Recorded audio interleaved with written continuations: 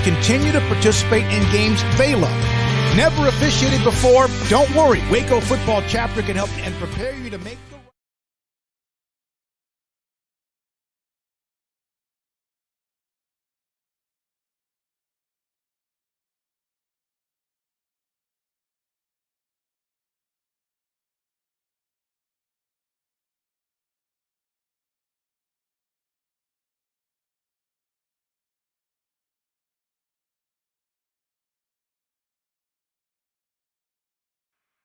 Welcome to SicEm365 Radio. Baby, we're going to be here all day. We're going to be here all day, baby. I like this kind of party. I like this kind of party, baby. SicEm365 Radio is presented by IdealMRI.com. High-quality MRIs for $497 or less. IdealMRI.com. Your health is important, so is your budget. On the fake, on the slant, it's Denzel Mims, and the Bears take the lead. The 3 o'clock hour is sponsored by Waco Custom Marketplace. Meats, sweets, Texas treats, and a cut above the rest. 425 Lake Air Drive, Waco. He wants to be stronger and bigger and better looking in a T-shirt and in the end zone. Touchdown, Tyquan Thornton. The run sets up the pass. Another beauty from Charlie Brewer, a 35-yard score.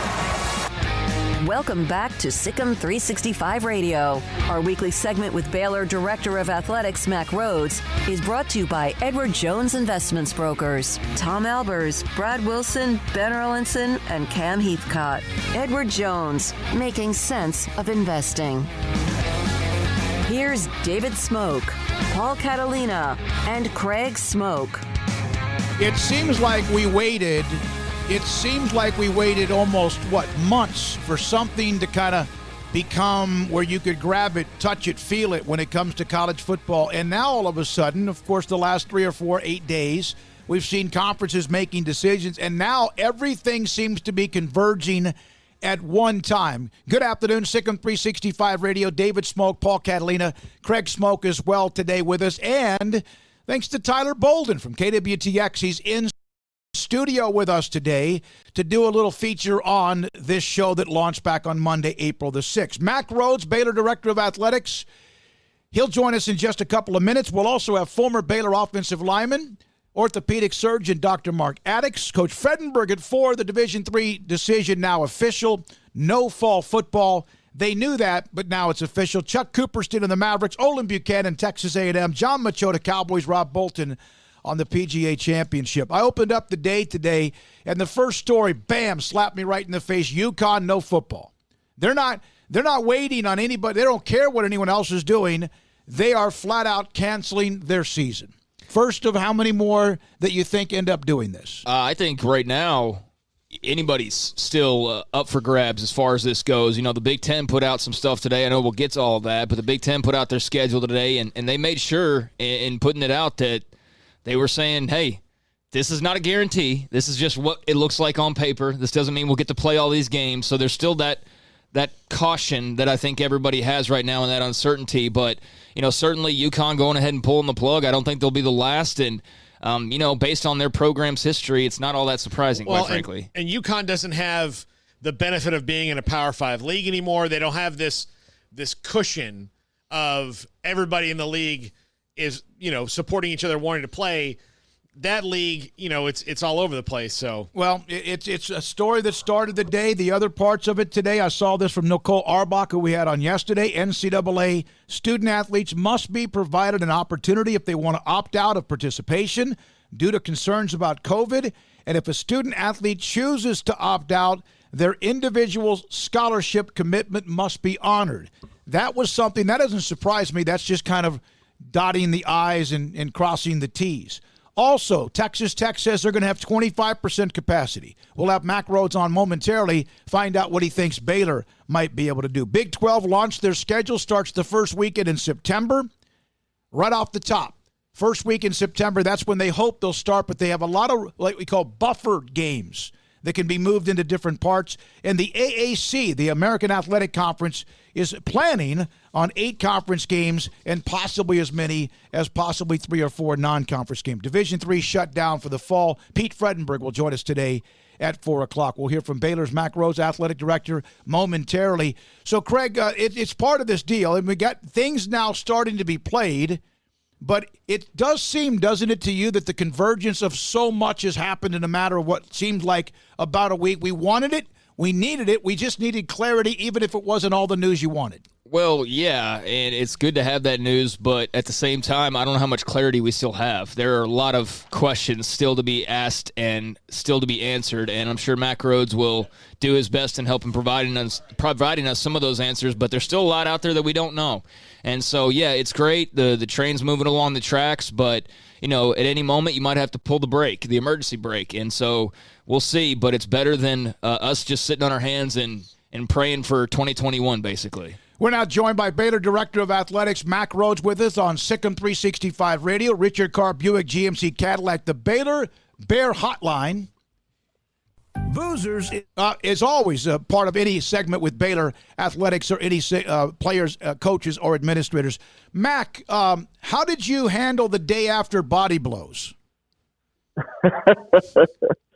It's been an interesting journey since mid-March, and then just a lot going on over the last probably 24 to 72 hours. Mm-hmm. Just a lot of things to consider. Obviously, the announcement on the Big 12 football schedule, and how that impacts non-conference, etc. So it's been interesting to say the least.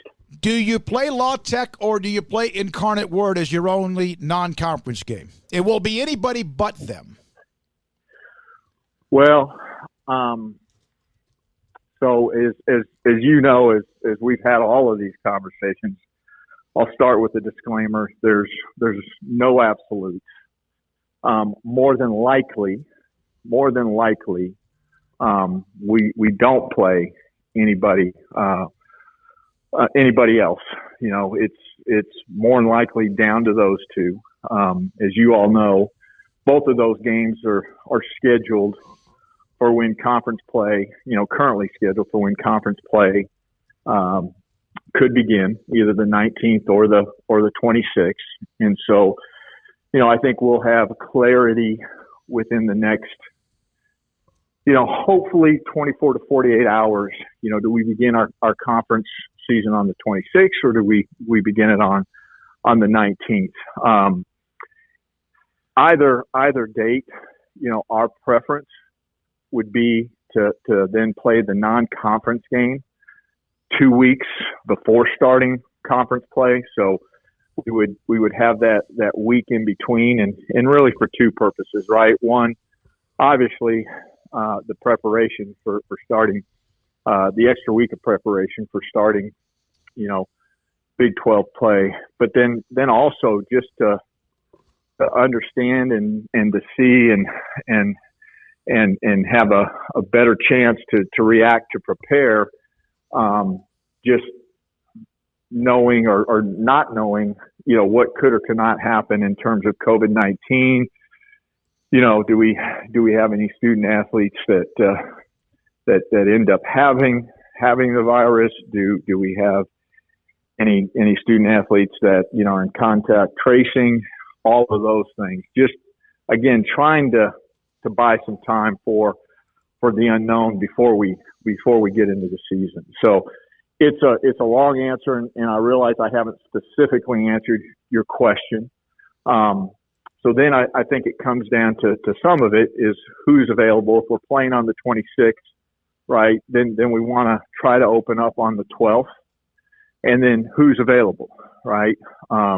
Is it a better fit for La Tech, and can we work that out, or is it a better fit for Incarnate Word, and can we work that out? And both of those institutions have things that they have to deal with and navigate in order to make the 12th happen. So that's where we're at.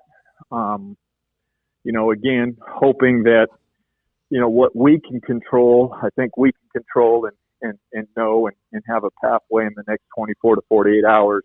But then it's, those two opponents and each one of them trying to navigate and make a particular date work. How long did 12 games stay on the table before you went to this model? For as long as we possibly could. And I think there was some criticism out there, Big 12, wait until the last minute. But I will tell you that was intentional. That was, why make a decision before we have to? Let's let some things play out, right? Is there a way to play 12? Is that the right thing to do? Is that the smart thing to do, right? And so, it stayed as part of the equation for as long as it could be, And then, all of a sudden you sit and you say, okay, hey, here's where we are. These are the circumstances for today. And, now we feel we've got clear direction and this is where we need to head. Mack, you got that early non-conference game against Kansas that I asked you about last week. For the Big 12 as a whole, do you see the schedule remaining pretty much as is, or do you think there will be some adjustments required? Yeah, I think, Craig, there'll be some adjustments, without giving away too much. I think the balance of home and away will remain the same. So those that, we were to play here at home and those we were to play on the road, I think that will stay the same throughout the conference. But the order in which we play them, obviously the dates, I think there could be some changes. And, I think it's tough to take the exact current schedule, right, and just say, hey, we're automatically just going to now push it back with the beginning date of the 19th or the beginning date of the 26th. So I think we're gonna have a fresh start, a fresh look at it. Not to say that it'll be completely dissimilar, but I think, for the most part, it will look new to everybody. So to kind of repeat, La Tech and Incarnate Word, unless something it can't be worked out with one of those two, that's who you're going to play in the non-conference game, and you'd like to play it a couple of weeks prior to your conference opener. How about, have you as a school, and I'm sure you have, I saw where Texas Tech's going to go 25% capacity attendance. Others have said 25 or 50. Have you come up with a figure yet on fan capacity at McLean Stadium? Yeah, so, we've been holding steady and strong at 50. And I think where everything is heading within our state, we're more than likely going to be forced to move to 25% or at least start the season. We haven't made that official announcement, and I realize this is radio, and so now it's out there. But I think that's where we're going to have to end up, at least to start the season. We've got our plan in place and model in place and how we do that with our season ticket holders, and just, unbelievably grateful to them for their patience. And, we're trying to get to them the information as soon as possible, as best as possible. And, if we can get some clarity on when we start the season and what the home schedule looks like in terms of order and some other things, we'll be out with that information to them as soon as possible. Mack, with having to reduce that, how much does that change your game day staff and everything that you have to have there? Does that reduce as well? It does. I'll be honest. It's a big impact. It's a big impact in terms of revenue, just from 50 to 25%, right? And so now we're looking at a completely different cost reduction model, which we had already forecasted long ago, 2 months ago at least. But it's a, quite frankly, it's a hardship. And even though you might have some reduced expenses because you don't need quite the game management staff, that does not, come close at all to equating to the revenue that you're going to lose. And so, it's just the time that we're in right now that we're living with, and again, the uncertainty, and now we're gonna have to find a way. And again, we've got all of our cost reduction levers identified, et cetera, and we're more than likely going to have to pull some more of those. Mack, I saw a tweet earlier today from Billy Liucci, who covers the Aggies, and it got me thinking, with the way everything kind of unfolded with conferences making their own announcements on their own timelines, have you guys at all discussed what would happen if, let's say, the Big Ten, much like they just abruptly announced they weren't going to have non-conference games here in the next month, abruptly announced, you know what, this is too out of control, we're calling it off? Have you guys discussed what the ramifications of another conference doing something like that out of nowhere? We have. It's a great question. I don't think anybody wants to have that conversation, but I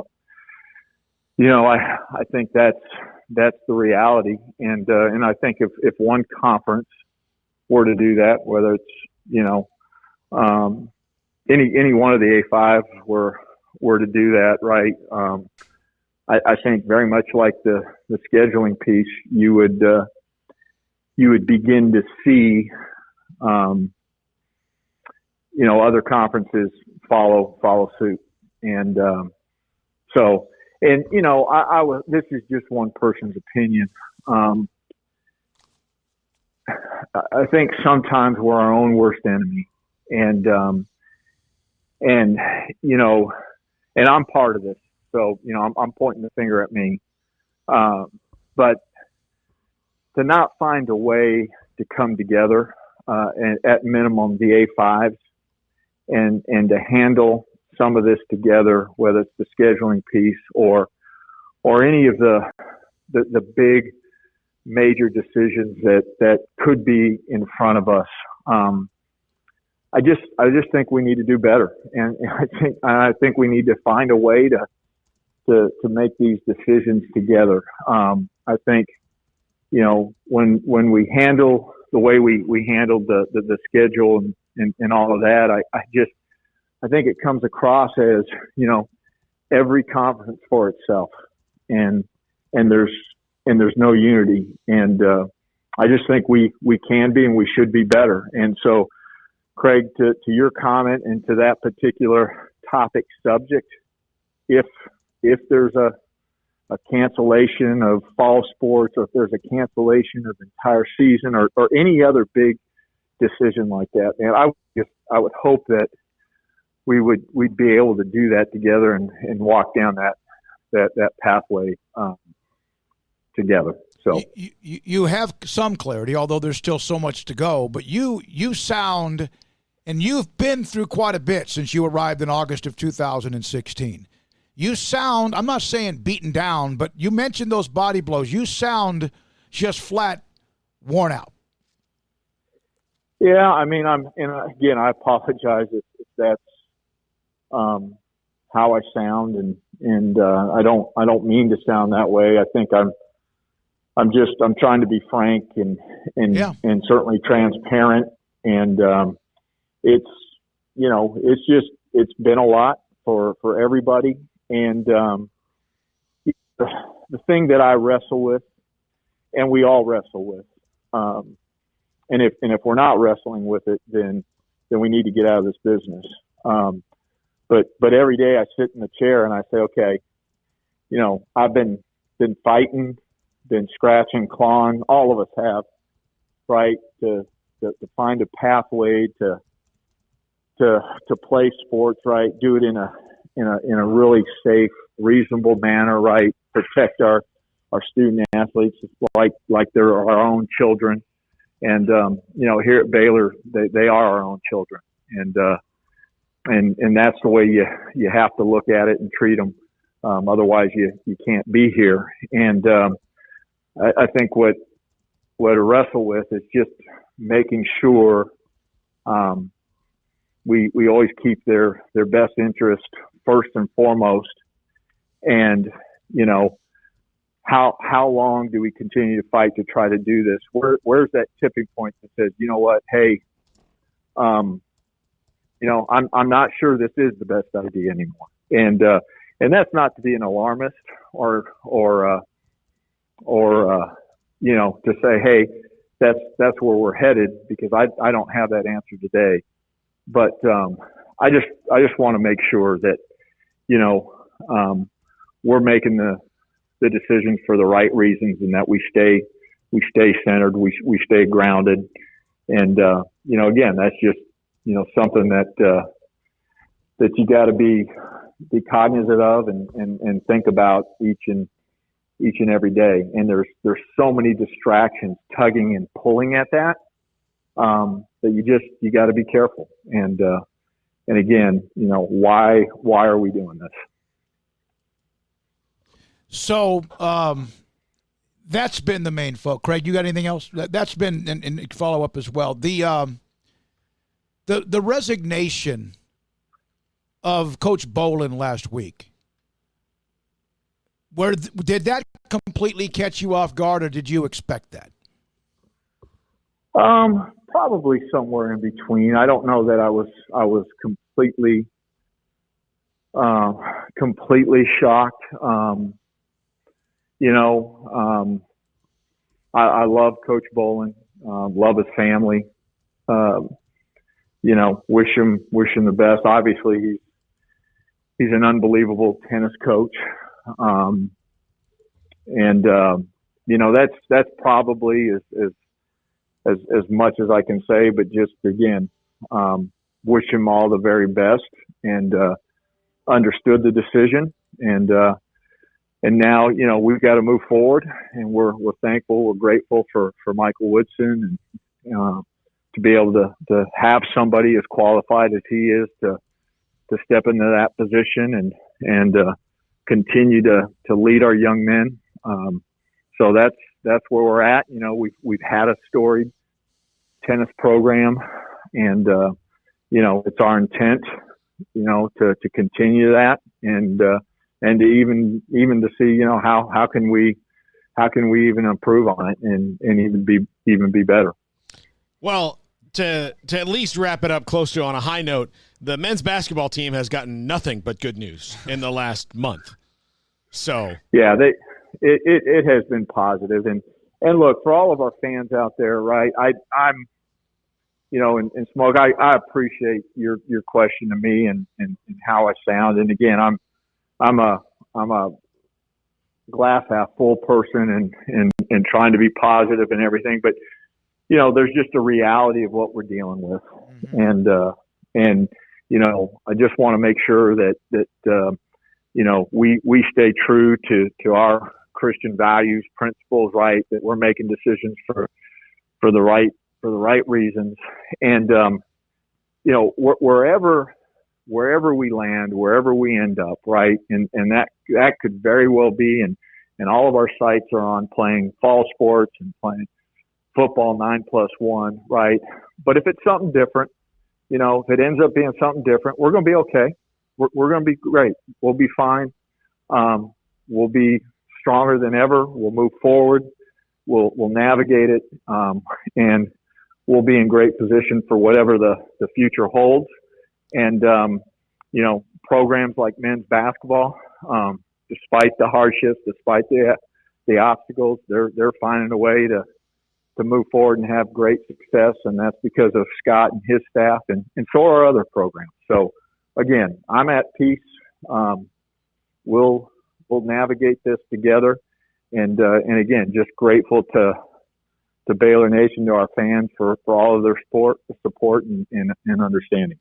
Mack, just because I know I'm going to get this question from a couple of people, to clarify earlier on the non-con game, you said it's not completely, just Incarnate Word or La Tech, but that's more than likely at this point. But you're not leaving something else off the table. But as far as deciding on that game, you have to wait for the schedule to come out, right, before you can make any type of decision. So that's the timeline really that you're waiting on?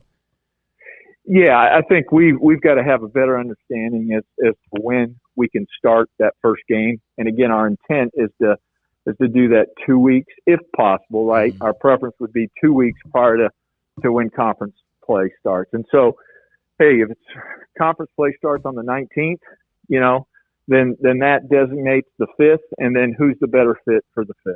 Incarnate Word, La Tech, right? If it's the 26th, then then who's the better fit for the 12th? And again, to be really, really, honest, if we're opening up, on the 26th, let's just say, and it's at Oklahoma, well, then that may change our mind and dictate, who we really try to select and go after. So there's those variables that are in play, and Craig, I hope that we've got some clarity on those within the next 24 to 48 hours. Mack, you always thought that the season might start on time. It's obviously not most likely going to do that. The fact that where you are right now, your feelings, your emotions are, you said scratching and clawing. That's a term that I use, fighting, scratching, and clawing to do whatever you can, but you got to do it in the realm of making sure what's right for the student athletes, because that's family. Do you have any part of you at all that is concerned that there won't be a football season in the fall? Wow, that's I've been honest. I've been transparent with you all the entire time, and I would say, today, this moment, I couldn't tell you that I didn't have any concern. I do have concern, and it just, there's just some continued headwinds, and some of it I think you can navigate and you can mitigate, and some of it you may not be able to. And so yeah, I do have some concern. So I'll leave it at that. All right. Thank you, man. Appreciate your time as always. Good luck. Thank you, Mack. All right. Thank you all. Bye-bye. Baylor AD Mack Rhoades. Mark Addix will join us, orthopedic surgeon, next. I've got some news, and I was thinking about dropping it during Mack's interview, but just felt like we were kind of cruising along, so didn't need to. But the College Football Playoff has announced key dates for the upcoming season. Selection Day will now be Sunday, December the 20th. You'll have the playoff semifinals on Friday, January the 1st, so New Year's Day, Sugar Bowl, and Rose Bowl. And then the national championship game on Monday, January the 11th. So that is the schedule. December 20th, Selection Day, January 1st, semifinals, Rose and Sugar, and January 11th, national title game. So that's the plan. All right, so that's where they are right now. And Mack Rhoades on many things. The capacity, they still want to do 50%. They don't know if it's going to be Incarnate Word or La Tech. They want it to be one of those two. Based on the schedule, if it opens up, depending on when they open up, where it is, who it is, might depend on when they play the game, the first non-conference game, but it will be before the conference schedule begins. It will, but they're not going to be having 50% capacity. He said that they're more than likely going to be 25, because if you look at the rates right now, it's well above 10%, and that's the kind of number that I've been looking at. So, yeah, I mean, that's going the wrong direction right now for what they would like to see. You've described the last 24 to 72 hours as taking one body blow after another, and he said it's been a lot for everybody. We've been wrestling with this, fighting, scratching, clawing to find a pathway to play sports, do it in a safe and reasonable manner to protect the student athletes like our own children, and we do that at Baylor. How long do we continue to fight to try and do this, and where is the tipping point? And that's not to be an alarmist. I'm not saying that's where we're headed. We just have to stay grounded. And then at the end, he is a glass half full guy. He has been as transparent as you could possibly be. It's the first time that we've seen anything creep into the discussion about there is at least now a concern that there won't be a college football season. That's not what he's predicting, but at least he now knows and he realizes there are some things that are just working against him. When we come back, Dr. Mark Addix, orthopedic surgeon, former Baylor All-American. This is SicEm365 Radio. Richard Carr, Buick GMC Cadillac. Their employee pricing month is over now, but they still have some great deals to pass along to you. And, of course, they've got that showroom that's disinfected daily. And if you're not comfortable with heading on over to the showroom, then, of course, you can have the test drive delivered to your home. Qualified buyers right now can save over $7,000 on 2020 Acadias or Yukons, or save over $6,000 on Terrains. They've also got the Buick Encores right now, only $19,900. That's a savings of $6,000 on 2020 Buick Encores. In addition to that, they've got the line of Cadillacs, the XT4, the XT5, or the 7-passenger Cadillac XT6. Right now, an XT4 can be had for only $35,900 at Richard Carr Cadillac. They've got great prices, all of those deals that I mentioned, plus many, many more. I've mentioned them all, we'd run out of time. So go check out those great prices, and when you do, go and purchase a vehicle there at Richard Carr. You'll get free oil changes with that purchase, plus in-town priority warranty service every time you buy a vehicle. Richard Carr Motors are the people you can count on, a local family dealer run by Baylor alumni. They want the chance to earn your business, so stop by that daily disinfected showroom that I mentioned and see their safety-focused staff, or again, they can bring the test drive to your home because your comfort and safety is their first priority. Find them at Richard Carr, KARR.com, or Highway 6, the Imperial exit.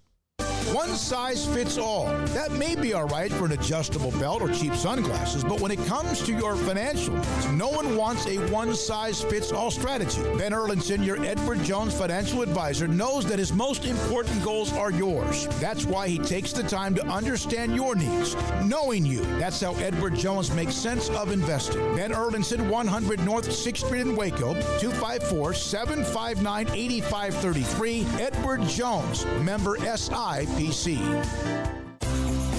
Ideal MRI is a small family business right here in Central Texas. We're open to support you while lowering the cost of healthcare bills. When you need an MRI, ask your doctor for an Ideal MRI. Visit us at idealmri.com or call us at 833-IDEAL-MRI. Every man knows that you got to get it right in the bed. Hey there, Jay from Pickup Outfitters here to talk about a sensitive issue and asking you, please, don't drive around town exposing your stuff. Please, cover that truck bed. This is a very serious form of truck nudity. Trucks without bed covers, and it's an easy fix. There are so many different types of covers depending on your needs and style, from folding, rolling, locking, retractable, anything from black to silver, even paint to match the original cover of your truck. Now, all these are hard, rigid covers, just like they should be. Now, there are also some soft bed covers, but you know. So don't be driving around with a bare truck bed. It's like letting people peek underneath your covers. It just ain't right. See the different types of bed covers at createacommotion.com/covers. Won't you help us end truck nudity? Stop by our showroom and see all our bed cover displays at Pickup Outfitters, just off of Waco Drive at 220 Lake Air Drive in Waco. It's the heat of the summer, but the real heat is what you're cooking on the grill, smoker, or in the oven. So Waco Custom Marketplace can be your go-to playmaker for summertime grilling. You can't go eat anywhere else? Be your own chef with custom ordered and cut ribeyes, sirloins, fillets, New York strips with a focus on high-quality beef at a competitive price. Waco Custom Marketplace also has fresh deli cuts with sliced turkey, ham, pepperoni, or corned beef. Waco Custom Marketplace also your home for the freshest seafood in town. Salmon, shrimp, mahi-mahi, great priced chicken products, whole birds, tenders, chicken breast, and wings. Waco Custom Marketplace with smoked items unique to Waco, house-made bacon, summer sausage, boudin, hot links, and German sausage. Every seasoning for every occasion, grilling, baking, or frying. Your hometown grocery store with canned goods, pasta, fresh baked bread, buns, chips, sauce, condiments to pickles, charcoal and lighter fluid, cold beer and wine, best kolaches in Waco, mouth-watering cinnamon rolls, and here for the community every single day, helping you avoid the long lines in crowded stores, serving quality products to the Waco community. Go online for the weekly value boxes. Family owned and operated Waco Custom Marketplace, 425 Lake Air Drive in Waco, or WacoCustomMarketplace.com. With more more than 160,000 alumni worldwide and counting, the Baylor family is growing. And through the university's expanded Baylor alumni program, the family is growing closer. With hundreds of local volunteers planning events in cities and towns around the country, you can gather with fellow Bears no matter where you are. So, get connected, get something started, get involved, and make plans to get together with Baylor alumni. Visit us at baylor.edu/alumni. This segment on Baylor Athletics on SicEm365 Radio is brought to you by Richard Carr Buick GMC Cadillac, located at the Imperial Drive exit off Loop 340 in Waco. Proud supporters of all Baylor Athletics.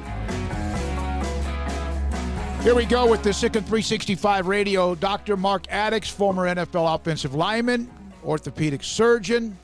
Dr. Addix, former All-American offensive lineman at Baylor. He'll join us momentarily. Also today, the NCAA made it official, although Mary Hardin Baylor had pretty much decided they're going to play a 5-game season or schedule next year. In the spring, today the NCAA made decisions. Division III, without question, championships have been pushed back. So he'll join us today at 4 o'clock, plus much more to get to, including John Machota on the Cowboys. And we'll take you the next 3 hours, or next almost 2.5 hours. Craig Smoke, Paul Catalina, David Smoke, standing by on the Richard Carr Buick GMC Cadillac Baylor Bear Hotline. I like it. We're Dr. Mark Addix, former Baylor All-American, NFL offensive lineman, orthopedic surgeon, who is chilling out in Phoenix right now, just kind of enjoying himself. Mark, thanks for your time. We appreciate it. It's a tough guest to follow when Mack Rhoades is on talking about all these changes, schedules, capacity, and much more. I know. There's no following that. I mean, everybody wants to know when we're playing, who we're playing, how many games are we playing, how many people can come to the games. I mean, so this is, I'm a small fry, but I'm happy to be on after him, I'll tell you. How has COVID, other than the obvious of the health system, how has COVID affected orthopedic surgeons? Well, I mean, as a sports guy, almost everything I do is outpatient, so it's in an outpatient surgery center. That being said, they shut us down for 6 weeks when they were worried about all of the PPE. And then what a lot of people don't realize is that the anesthesia machines that we use to do surgery on patients in a surgery center all can be converted very easily to ventilators. So there was a concern that maybe they would have to confiscate all of those in order to take care of patients as well. So they shut us down for 6 weeks, and then we've opened back up, and we've been, I bet we're like 2/3 busy. I mean, there's still some patients that probably would come in and would have procedures, but are putting it off just to be safe. How concerned are you of the workouts have not been the same across the board for everybody, and that we might see some increased injuries just because they haven't had a normal off season and a lot of people having to work out on their own? I mean, I do think it makes a big difference. I mean, when guys are in shape, they're a lot less likely to be injured, and even if they're only missing, 1/3, I mean, if you look at flexibility, strength, and then endurance, then maybe they're working their strength and endurance, but they're not spending enough time on their flexibility. They're still more susceptible to injury. So if you're missing one of those three cornerstones, you're going to be more susceptible to injury. And I wouldn't be surprised if we do see a few more guys get hurt, mostly early. Once we get 2 or 3 weeks in, I think that things will return more to a steady state. But early on, keep an eye out for that. What do you make of just the sports landscape trying to push through, Doctor? Just all the different questions that everyone has and the uncertainties. I mean, sports is trying to find a way. Just what have you made of the attempts so far? Well, I mean, I think every human being in the world is a little bit more on edge because of the pandemic. And then in our country, we've got a very contentious election, and we also have all of the racial divisions that are going on at the exact same time. And so for me and for everyone that I know, we all crave sports. It's our common ground. Even though we're not spending that much time around the water cooler, and when we do, we're further apart. We're still talking about something, and having sports makes such a big difference. So I have 5 children. I have some in college, some in high school, in sports, and I want them all to go back to school, and I want them all to participate in their sports. And I just think that we have to find some way to do that as safely as we possibly can. And there's going to be some things that happen that are unfair. There are going to be some teams that have outbreaks that are going to affect the outcome of games. But you know what? I mean, it happens whether it's injury or illness or, some other matter outside of our control. There are guys that miss games, and it does affect the outcome, and it has nothing to do with what goes on in the field. But I think we all need our sports, and we all want to see our teams back on the field. Mark, have you yourself had to be in a hospital? Were you brought in to help at all during some of the COVID, the early parts, or anything since then? At this point in my career, I'm in an age group, where they, you're over 55. We'll let the younger guys handle it. I think the guys that are literally infectious disease doctors, critical care doctors, yes, there are some more senior doctors, but as a sports medicine orthopedic surgeon, I was kind of further down the totem pole as far as who they needed and what they wanted, because that's not remotely my specialty. But I know a lot of the orthopedic residents were working and helping to assist the specialists in the field that handle the COVID patients. Have you had to brush up, on your epidemiology? Yeah, I will tell you, I have done. All right, so we recertify, or at least I do, on an annual basis, and there were a half dozen articles that I had to read and be tested on, so that the orthopedic association, our governing board, was able to be sure that we were ready to do whatever was required of us. So yes, I've done my reading, I've done my research. I'm ready to help if absolutely called upon to do so. How much has knee surgeries in general, everything technology, what the equipment, what is in front of you and what you can do in the last 15 to 20 years, how much difference is it to be in surgery now with what you have to use than it was 15 or 20 years ago? What's great about this job is every year is different. It's like every year is Christmas because someone has invented new things to fix different problems in the human body. And then we have all the video improvements. As a sports guy, we do a lot of arthroscopy where we're going into joints with cameras. And 4K is light years better, than the whatever we had to begin with, 250, 6 pixels or whatever it was. It makes it so much easier to do our job. And now, on top of that, we have all these biologics, the PRP, the stem cells, the different things that help people to heal more quickly. So things have definitely improved pretty dramatically. As far as a guy, if he tears his ACL, is he going to come back any faster? Just incrementally so, but not dramatically so. You are going to come back a little bit faster, but I do think you're going to come back more reliably and with a knee that feels more like a native knee than what was able to be done in the past. This is kind of a random question, but out of curiosity, in your personal life, when you're at a party or something, how many times do people come up to you and be like, my elbow is just, it is. I just want you to know. All right. So, I have 5 children, right? So between my 5 children and all of their acquaintances, and then my wife and our church, and the school, it's an unbelievable number of people I know. So there's usually at least 2 people any party I go to. But I have people call me all the time. What I do is reverse house calls. So what I do is somebody has a problem, I'm like, just stop by the house. Just stop by the house. And whether it's an evening or a weekend, I don't care. I love my job that I'm doing now. And so I'm happy to help. And I have all kinds of braces, crutches. I even have some injection things so that I can fix things from the house. You had the great career at Killeen, highly recruited player, All-American at Baylor. What do you remember most as kind of reminiscing about your time at Baylor? One, obviously, we were pretty good. You played during a time when they were obviously pretty good. Your thoughts about that? Well, probably the coolest thing was my senior year. My offensive line was me, Mark Addix, at left tackle. Next to me was someone who came in with me as a freshman, Mark Johnson. I was Killeen. He was Temple. We were high school rivals, but we were great buddies and great partners on the offensive line. The center was John Addix, my little brother. The right guard was Mark Bates. The right tackle was Mark Cochran. Now, Mark Cochran, John Addix, and I all played in the NFL for at least a brief time, and but it was just a blast. And if I had to pick one game, it would be BYU at Baylor my senior year, where we beat them, whatever it was, 42-38. I mean, and Steve Young accounted for like 750 yards. It was an absolute, beat down, drag out. I mean, it was just a great game. And I remember Alfred Anderson running it, over my back and us kind of shoving it down their throat to win the game. So honestly, from my football career, there's no moment much bigger than that one. You played with the Redskins. They're now the Washington Football Club. I'm trying to figure this out, man.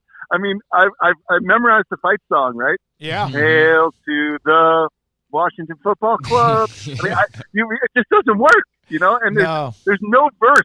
All the verses are not even. They're all offensive, I guess. You can't say. I mean, Warpath. You the guys on the field now. Yeah. All right. Well, part of the issue is that when we went to the Super Bowl, there were a few people out protesting, and the team brought in different, chiefs and people that were high up in the American Indian communities of different tribes, just to talk to us, to let us know what they felt about the Redskins, and they all felt the way we felt, in that we thought we were honoring American Indians, and that we were, tough, resilient, brave, courageous,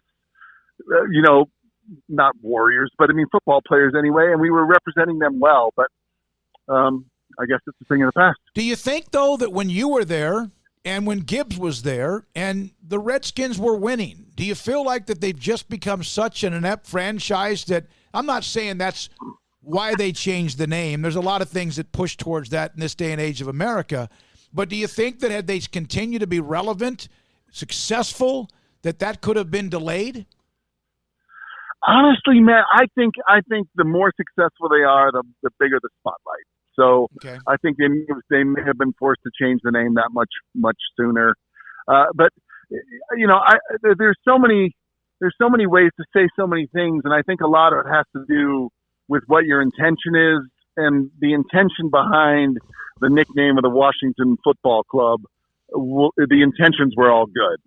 And so, hey, I don't ever want to hurt anybody's feelings. So if it's certain people's feelings, then I guess it's got to be changed. But I honestly wish they would have come up with another nickname. Yeah. But maybe it's going to be the Washington Football Club in perpetuity. But it certainly does kill the fight song, doesn't it? Yeah. As a former USFL player, do you carry a torch for leagues like the XFL that the Rock has just rescued? Huge. I love it. I absolutely love it. Well, first of all, there's so many guys that love football, and so many guys that aren't done. They just don't want to be done playing. And so the XFL gives a large group of guys a chance to earn a living doing what they love. And then for a select few, it's a proving ground so they can make it to the next level. No, I love it. And one of probably my best friend when I was with the Kansas City Chiefs, a guy named Jonathan Hayes, he was our tight end. And he's coached with Bob Stoops at Oklahoma and with the Bengals for many, many years. He was the head coach and general manager of the St. Louis Battlehawks. So I'm hoping that he gets to resurrect that team, because they were, along with Houston, they were the two big teams in the league, honestly. And so I'm hoping to see it go again. I love it. And Rock, being an old football player, I mean, he's doing it for the same reasons. I just think it's a beautiful thing. Doc, appreciate it, man. Always great to hear from you. Thanks for being a part of Academic All-Stars back when we first started launching that 10 years ago. Thank you for all what you do, and we'll see you and hopefully talk to you again soon.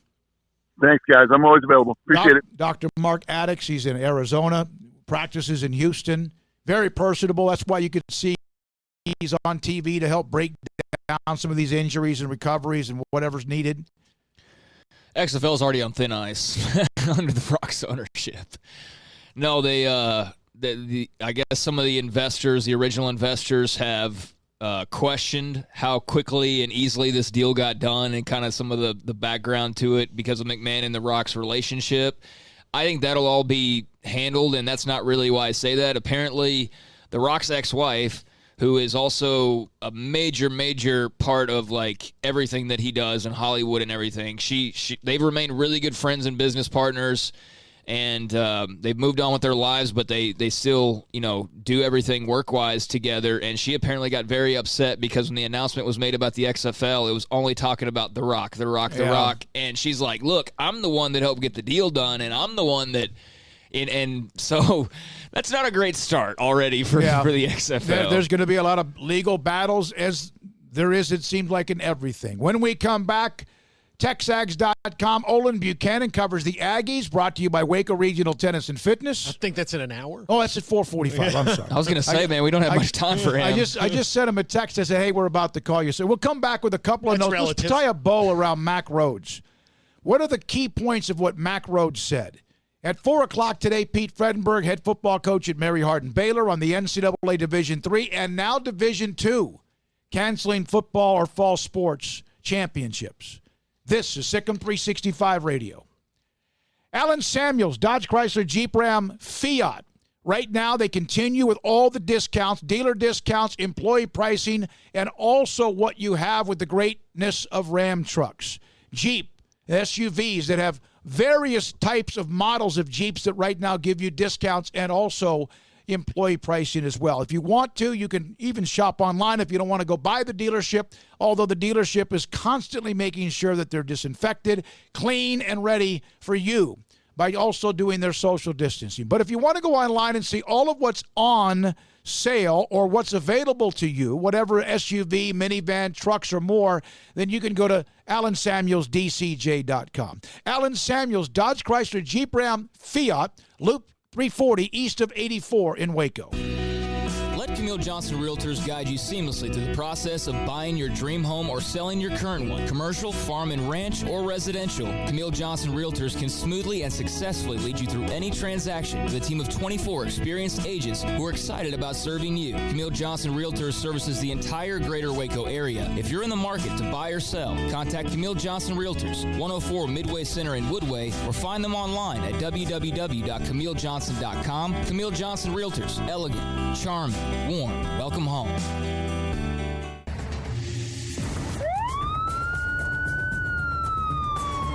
If you or a loved one or friend has been arrested and you can't afford bail, trust Terry and Chase Chapman at Chapman's Bail Bonds, covering Waco and McLennan County for over 25 years. Chapman's can bail you out anywhere with experienced, knowledgeable local agents who are committed to serving you professionally, respectfully, and with the highest integrity. Chapman's understands your privacy is important. Your freedom can be secured fast when you use Chapman's Bail Bonds.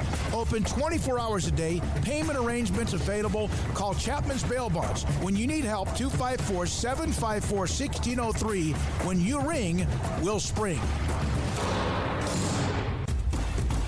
Hey, this is Bryce Petty, former starting quarterback and two-time Big 12 champion, and I know firsthand the importance of being in top shape both on and off the field. So listen up, men. If you're feeling beat down day in and day out and looking for that high-performance edge that separates the men from the boys, then look no further than the Petty Clinic Low T in Waco. Petty Clinic is a comprehensive men's healthcare clinic with an atmosphere catering to men. Board-certified Dr. Kent Petty has a special interest in offering the highest quality medical care to men of all ages. Some of the services offered include screening and treatment for low testosterone or thyroid, infertility, high blood pressure, diabetes, high cholesterol, sleep apnea, while offering comprehensive wellness exams and complete men's health lab panels. High performance men, remember, it's not just a Petty thing. This is Bryce Petty, encouraging you to reach out and Google search Petty Clinic Low T or go to pettycliniclowt.com and get your complimentary lab screening today.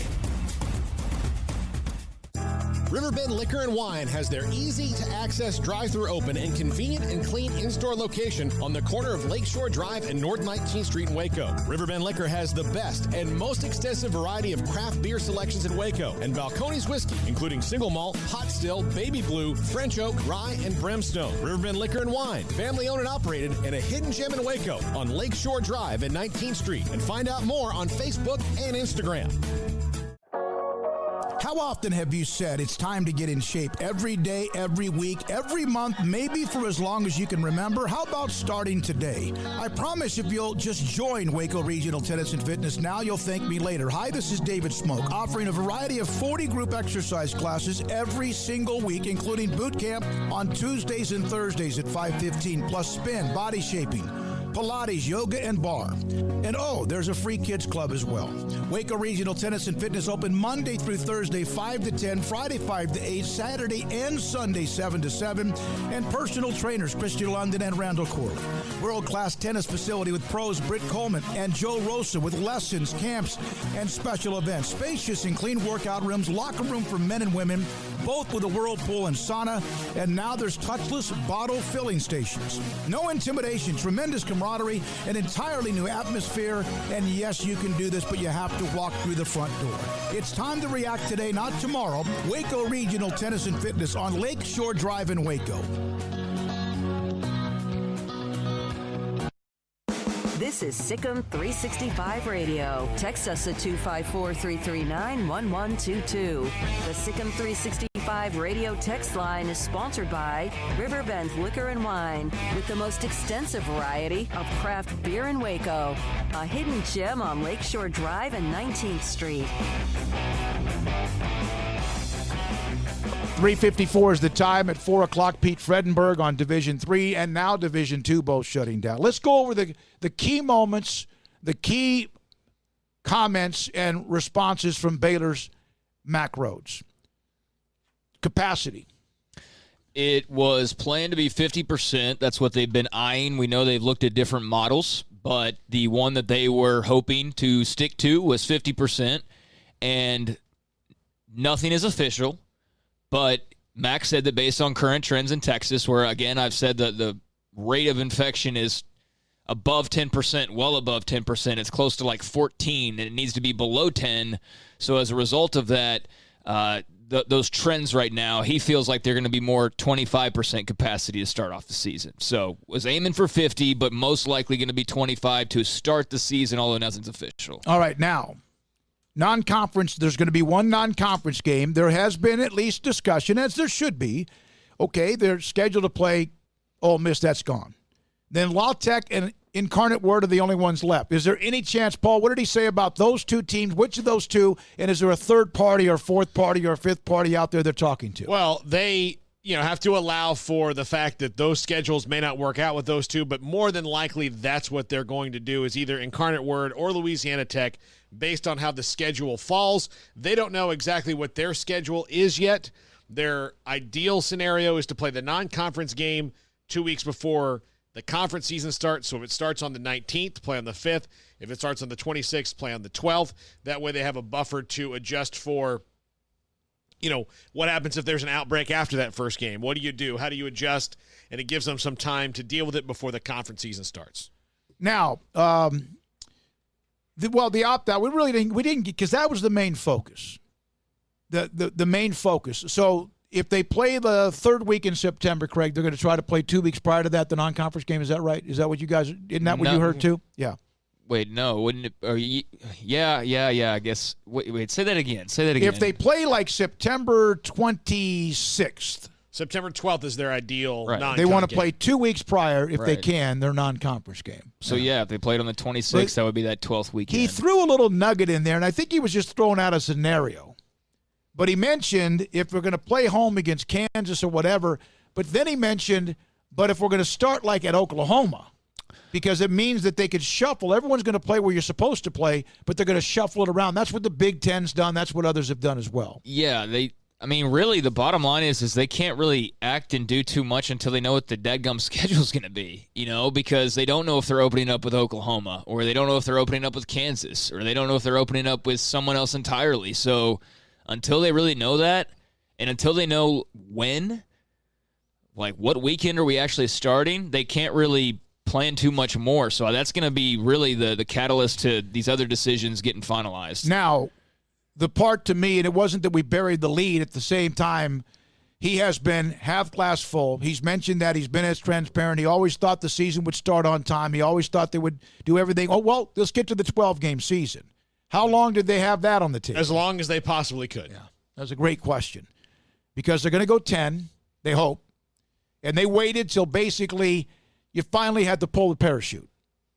Speaking of which, when I asked him the question at the end, he has been so positive about this. He's done everything you could possibly imagine with his staff, among others, to try to make sure this happens, that there's a season.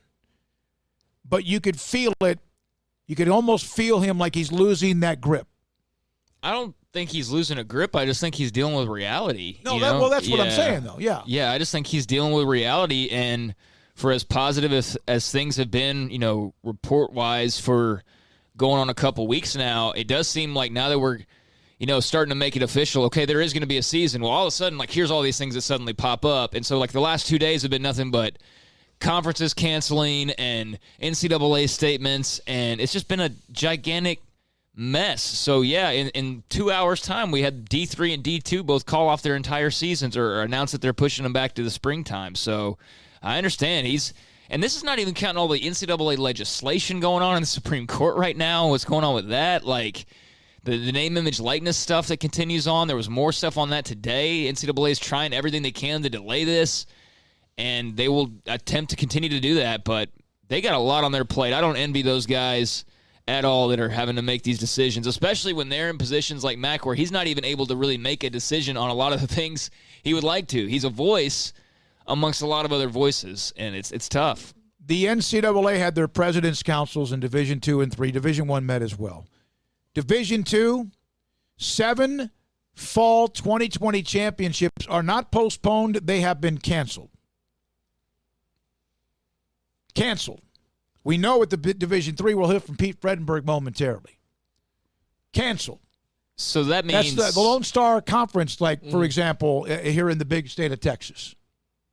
But does that mean they can't, and we're at 4 o'clock right now, does that mean they can't play in the spring? Is that saying that's also off the table? Or is that just saying, fall, we're not doing anything in the fall? It's clear they're not doing anything in the fall, but does this also eliminate any spring options? Because that would be major news, obviously. Let me get this, and we'll break and come back with Coach Fred. Because it just says you cancel fall championships. 20 are canceled, decided Wednesday. Council made the move. As of Wednesday, 11 of 23 conferences had already announced they would not compete. Determined it was not feasible to hold fall championships as planned or to postpone them to the spring while prioritizing the health and well-being of student athletes. So I guess it's no championship this year. That appears to be from that part there, unless I'm missing and I could be. Yeah, and I'm seeing it all over, canceled. Yeah, I'm seeing canceled for fall, and then I'm seeing canceled outright. And that's why I'm trying to find that clarity, because you cancel fall championships, it means nothing for March. Yeah. Well, especially when D3 has already said they're going to play in the spring. There's fall, winter, spring, right? Even though the spring semester. Right. That's why I'm saying. Yeah, it would seem to be rash to do it the other way. Are they canceling the sport entirely, or are they canceling it for just the fall, and they will crown those champs in the spring? That's what I'm Well, we'll trying get to clarification on that. We'll ask Pete Fredenberg. He's a part of Division III, defending national champions, Mary Hardin Baylor. He's next on SicEm365 Radio. Ideal MRI, making healthcare more affordable to you. And my goodness, that could be the case whether it was just everything was normal or everything is the way it is today. Ideal MRI, I've been through their experience. I have been through the check-in or getting my appointment set. I've been through the check-in at their location in the Central Texas Marketplace, and I've also then been through the process with the techs and the specialists giving me an idea of what to expect. I've done MRIs. I've been through the MRI or been inside MRI machines before, whether it's been a knee or a shoulder or something else. So I've been through the experience, but it's always kind of like going to a dentist you're not real sure about. No, if you're like Dr. Steve Childress, then you're fine. But this was the easiest, most low-maintenance, and most relaxing MRI experience I've ever had. They have the state-of-the-art technology. They have the big machine. And it was amazing how they talked me through it before, during, and after. And then the results came to me by the end of the evening. I also shared them with a doctor that I know, Dr. Haynes at Southwest Sports Medicine, and he was able to look at it. But that was after Dr. Rob Maxey personally called me to tell me about what was going on with my left shoulder. They do it right. In some cases, again, they can save you thousands of dollars when it comes to MRIs at idealmri.com.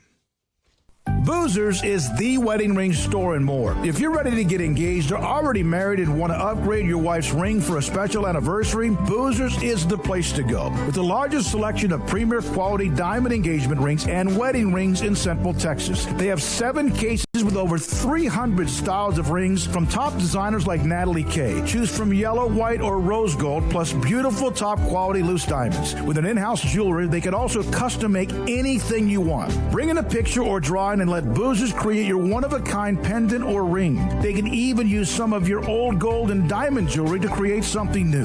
At Boozers, you'll find a great selection of quality timepieces, and Boozers is the place for expert watch maintenance and repairs too. They specialize in expert Rolex watch repair for fine jewelry, watches, custom work, and more. Go to Boozers on Valley Mills and Lake Air Drive in Waco. Boozers, the wedding ring store and more.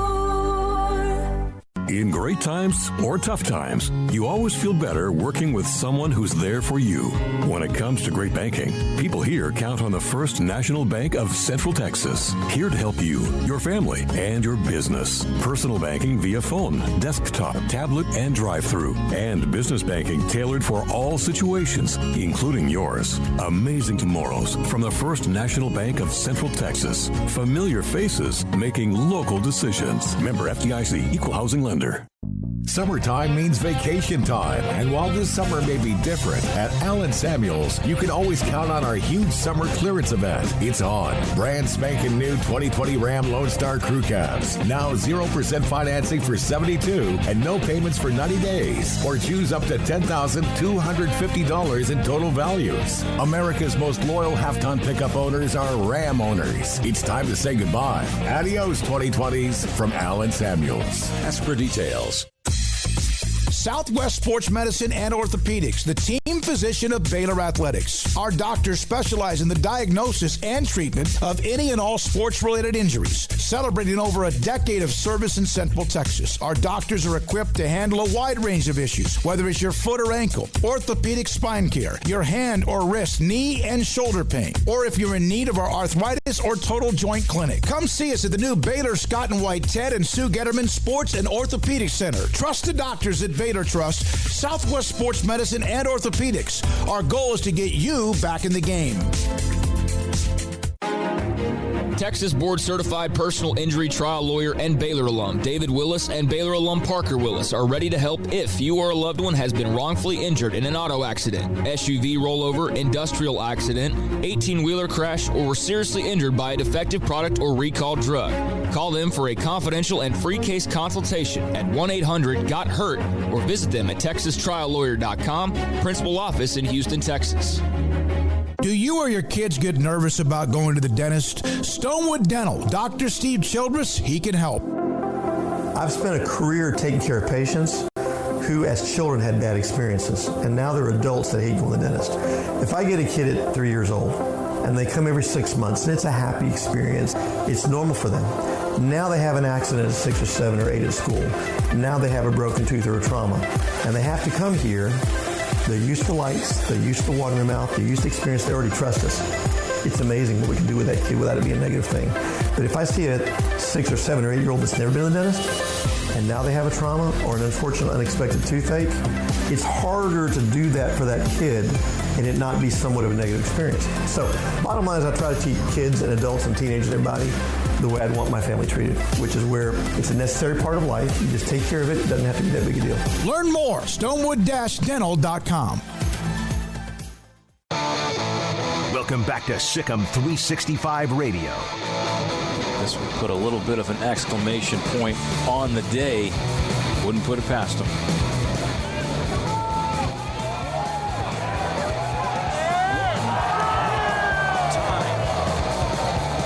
Koepka is doing his own thing. He's playing his own event, and he's doing it unlike anybody else. The 4 o'clock hour is sponsored by Boozers Jewelers, the wedding ring store, specializing in custom jewelry and repair, all in-house. Here's David Smoke, Paul Catalina, and Craig Smoke. We opened up with Mack Rhoades of Baylor with a lot of different golden nuggets on everything going on with the Big 12 and the NCAA in Division I. Baylor University. Dr. Mark Addix, orthopedic surgeon, former All-American at Baylor. And now we start this 4 o'clock hour with University of Mary Hardin Baylor head football coach Pete Fredenberg on a day where things became official, although they kind of knew that. Coach Fred, Paul Catalina, David, and Craig Smoke, thanks for your time. Even though you knew the year, basically the championships or the fall football was done, did the fact that it's official just still kind of get you a kick in the stomach?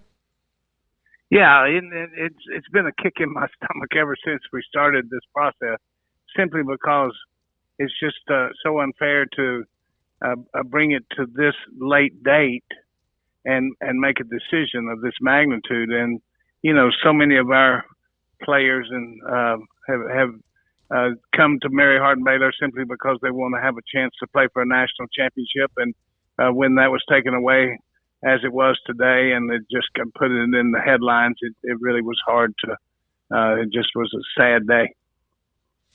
Coach, you know, with all the things that have gone on, is it just for Division III schools, is it basically just come down to you guys don't have the resources that maybe that a Big 12 school does to do the same thing?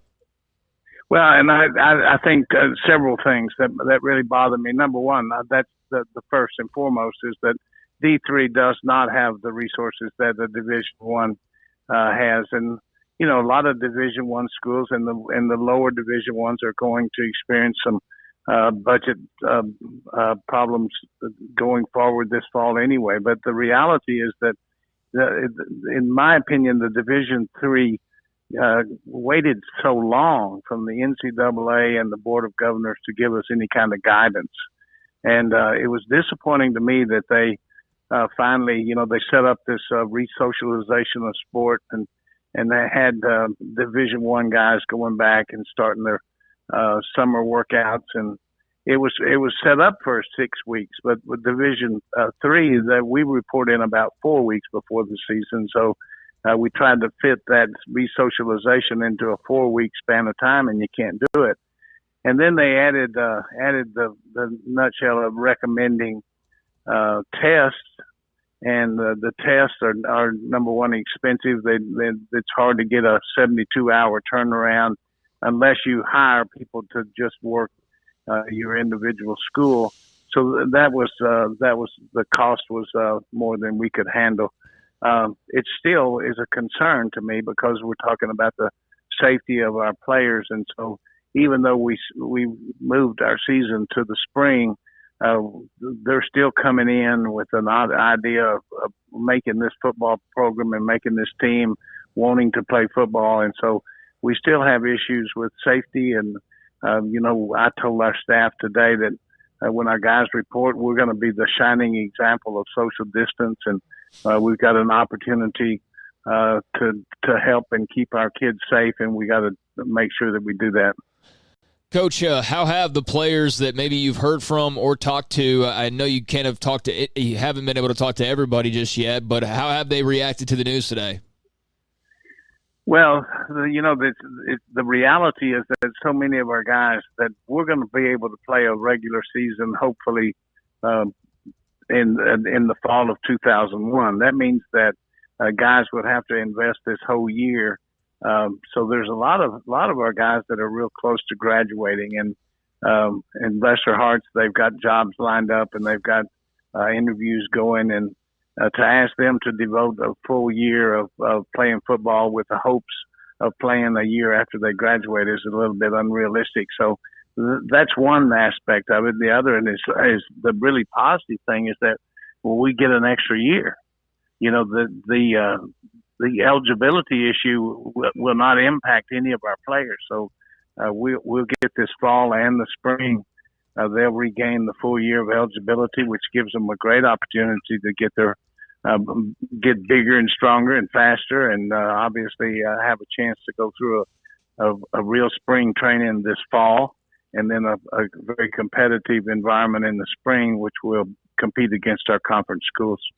Pete, I want to get this clear. Okay, so no games this fall. You're going to play a 5-game schedule in the spring, but there won't be a national championship playoff, right? No, you're gonna be given an opportunity to play 5 games. Okay. And the cutoff, and the reason they did that, and to cut the deal in half, is number one, we just can't. There's too many other teams playing in the spring. But the reality is that it does not cost our guys a semester of eligibility, which is gives them an opportunity to come back in the fall of 21 with a whole year under their belt of getting better and being more of a competitor.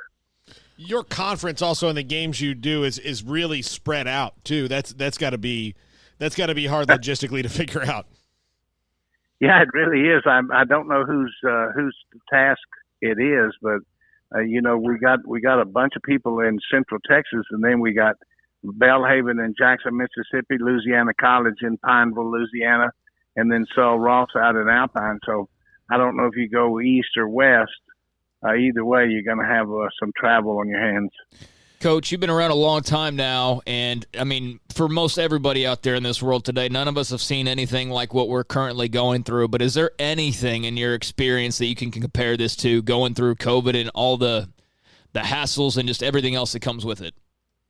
No, I've never seen anything like this. This is beyond belief. And, the thing that's amazing, and it's been so stressful for us all, is just the constant daily unknowns that when you come to the office and then you make a plan and then you realize you can't execute that plan, so you make another plan, and you just keep working trying to fit it in. The most incredible, important thing for me is to give our guys that come here and invest in our program an opportunity to be successful, and that's our goal, and that's what we want to achieve. And now we got to make sure we keep them safe. And as I said earlier, we're going to be the glowing example of social distancing.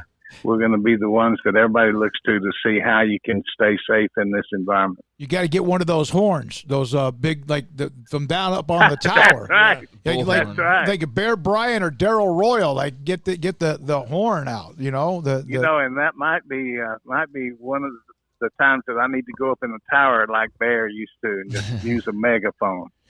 Pete, has this worn you out? Well, it hasn't been easy. It hasn't been easy. I would be lying if I said that it's not. But it's certainly a challenge, and we're going to prevail. But it's going to take us some time before we can see the light at the end of the tunnel. And I pray to goodness that we finally get a break and get a vaccine and get this back past us. Yeah, it seemed like there's a day it goes up, and then by the end of the day it's down. And if you feel something positive, then you just wait for the next shoe to drop. Division II also did the same thing as you did in Division III. Division I's trying to do everything they possibly can, and obviously the money involved, the revenue involved is massive. Man, it's incredible. Yeah, the thing that I read the other day about this is the most bowl games that we've ever had in the United States, and 42 bowl games. And can you imagine what's going through their minds with all the money and effort that people put into creating bowl games and get 2 teams in there that will generate a lot of enthusiasm? Man, what a risk. No question. Yeah. Thank you, buddy. Appreciate it, Pete. Thanks for your time. We appreciate You're very your time. welcome. Thank you, guys. Good luck. Pete Fredenberg, head coach at Mary Hardin Baylor.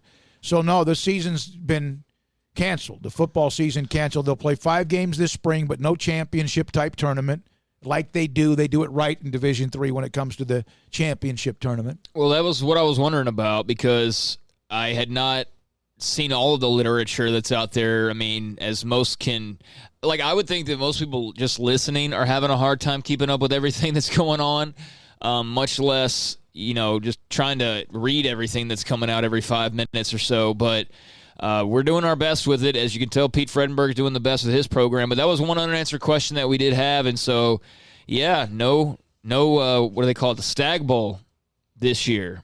No Shenandoah. I don't even know if it was supposed to be in Shenandoah again this year, but that's where I remember going for their national championship win 2 or 3 years ago, and that will not be in the cards. So that is interesting. I just saw them move into spring, and I figured, okay, well, that means you're just moving the season to the springtime. But no, it's maybe a handful of games, and That's it. Like, I wouldn't be surprised if most just don't even end up playing, but like maybe a couple, and then they just, get ready for the next season. I don't envy them, in those positions of at least D1 still trying, but those D2 and D3s, I mean, they got the worst news today. They're just flat out not going to play. Well, they don't have the resources to even attempt it. Like, it's not something they could even try. Yeah, and it's like, at least if you're a D1 school, if you're a big school and you're in a big conference, you can at least try. Yeah, but no, man, it's weird. Today's been a kick in the nub everywhere. The Division II, Division III done. Mack Rhoades with what he said, 25% capacity. I had somebody on the Baylor campus tell me, I can't believe you got him to release that. Because that's what people want to know, because it's next night, right? Mm-hmm. Okay, who's that 25%? Yeah. How do you break down, and I wasn't going to get into that with him. Students versus season ticket holders. Students versus those who are season ticket. I was playing golf. I played at Bear Ridge. I guess it was on Saturday. Art Strickland was in town. I'm playing there. And I ran into somebody that's a very high up when it comes to fundraising at Baylor. And he told me he doesn't think that he wouldn't be surprised if a lot of those who have Lowe's boxes and or even the suites, even though you would think that that's about as protective as you could be, that a lot of them have told him, he goes, they're not saying a lot. I don't know what the number is, but they're probably not going to go to the games. Well, I mean, especially if you can just push it to next year and, if you're not going to, that's one of those things that even if you have the money, if you can't get your full experience out of it, I can understand why you would go, you know what, I'm just going to push this to next year. Yeah, I mean, I guess it would depend on what your style normally is. If you're somebody who likes to wine and dine and have 20 people in your booth, then no, you're probably not going to be able to experience that. If you're somebody who's just got a small group of people and you're just there to really truly watch the game from a really comfortable spot, I don't see why you wouldn't still go. But hey, to each their own, and I know there's different strokes for different folks because of, health issues or ages or whatever, but I'm sure there will be some people who are, I know for a fact there's some people that they'll go no matter what. But certainly there's the other side of the coin to that, and there will be some that don't, no matter what.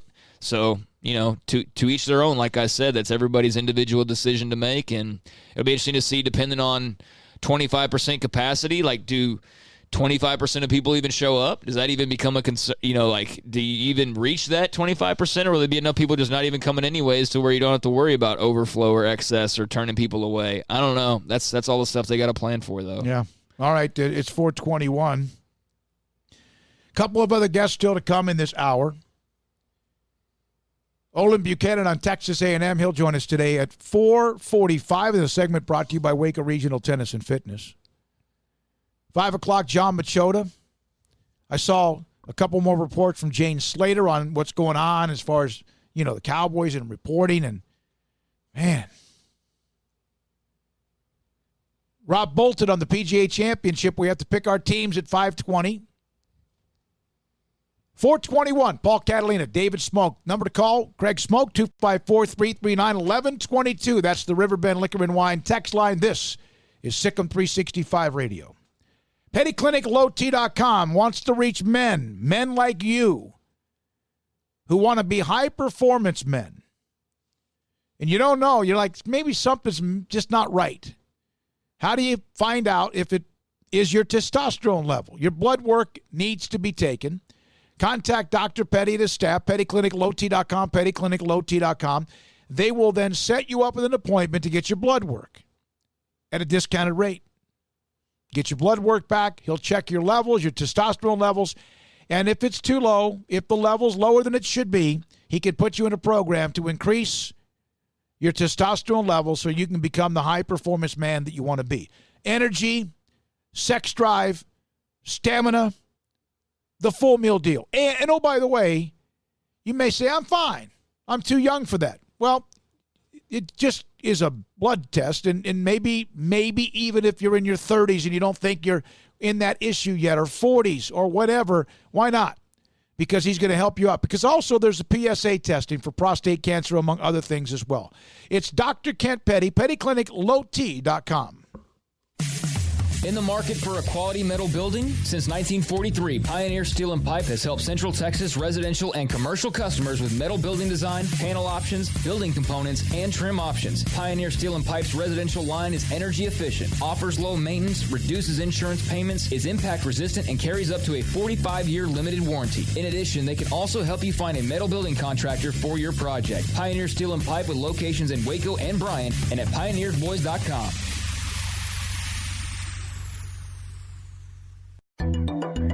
It takes time to reach goals. It's a truth that applies to more than sports. It goes for your financial goals as well. You work hard for your money, and you deserve an investment strategy that lines up with your game plan. And Tom Albers, your Edward Jones financial advisor, can help. If your financial investments aren't putting forth the effort you desire, stop by today for a financial review. Tom Albers, 4301 Lakeshore Drive, 254-776-7605. Edward Jones, member SIPC.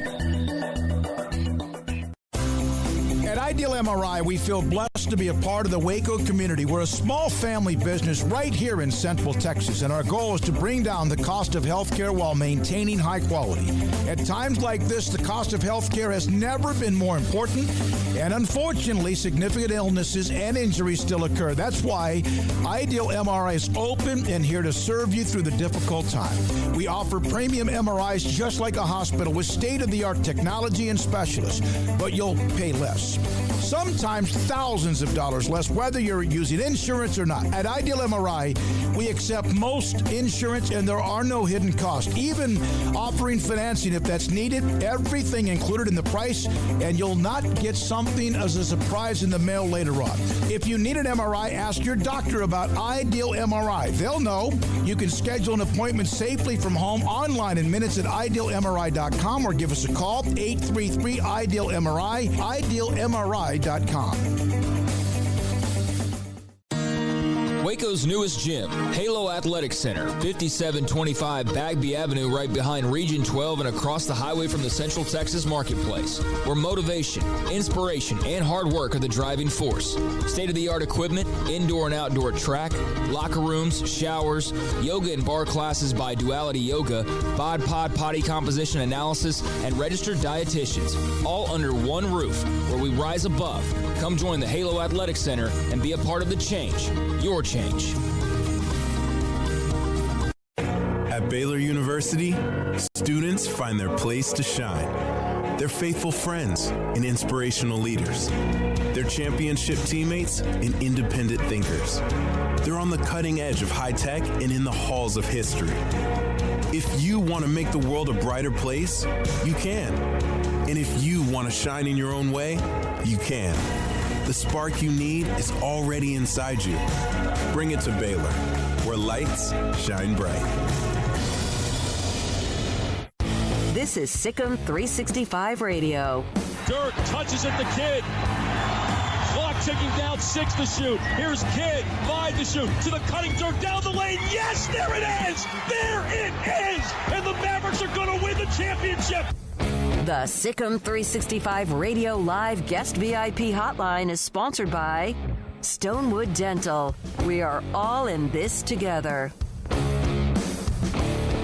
Mack Rhoades, Pete Fredenberg, Dr. Mark Addix, among others we've heard from today. Also, John Machota on the Cowboys at 5, Rob Bolton on the PGA Championship 520. But the voice of the Mavericks, Chuck Cooperstein, joins us now on SicEm365 Radio. Chuck joined us back early on when we launched this baby, back in the early part of April. Here we are now in August.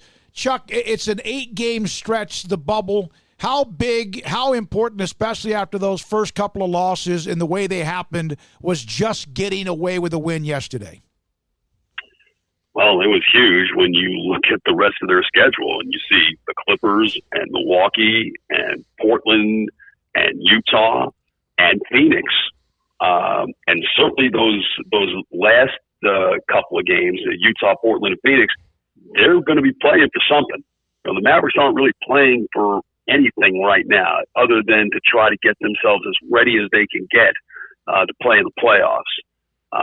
So if nothing else, I mean, depending on how Rick Carlisle wants to play it, you know, they've got to play hard and to get anything out of this. And, you know, fortunately for them yesterday, I mean, not only did they win, David, but they didn't play well and they won. And that's been a rare occurrence for this team over the last several years. Normally when they win, it's because they shoot the heck out of it and they pretty well blow you out. But, you have to find a way to win games when the ball's not going in the basket for you. What else are you going to do to win the game? And they did that. And Luka Doncic especially did that. I think it's one of the finest games, if not the finest game that he's played in his 2 years with the Mavericks. Chuck, this is Paul. Is this situation for a young team, maybe one that needed experience? They needed postseason experience. They need to learn about all this stuff, and obviously it's not normal. But is this a kind of a good situation for them to be kind of thrust into, where they're kind of forced to grow up and learn in a hurry? Well, that was going to happen regardless. I don't think the bubble has anything to do with it. I mean, they needed to begin the process of playing in the playoffs because, as we all know, in the NBA, it's just different. It's not like any other sport where, you can come out of nowhere and ultimately win a championship. There is definitely a stair-step factor involved here. You got to take your lumps. And, I don't know exactly how they're going to take their lumps this time around, but I'm pretty sure they will. But they will learn from that and then, move on and hopefully within a couple of years be one of those teams that everybody talks about as a truly legitimate contender to win a championship.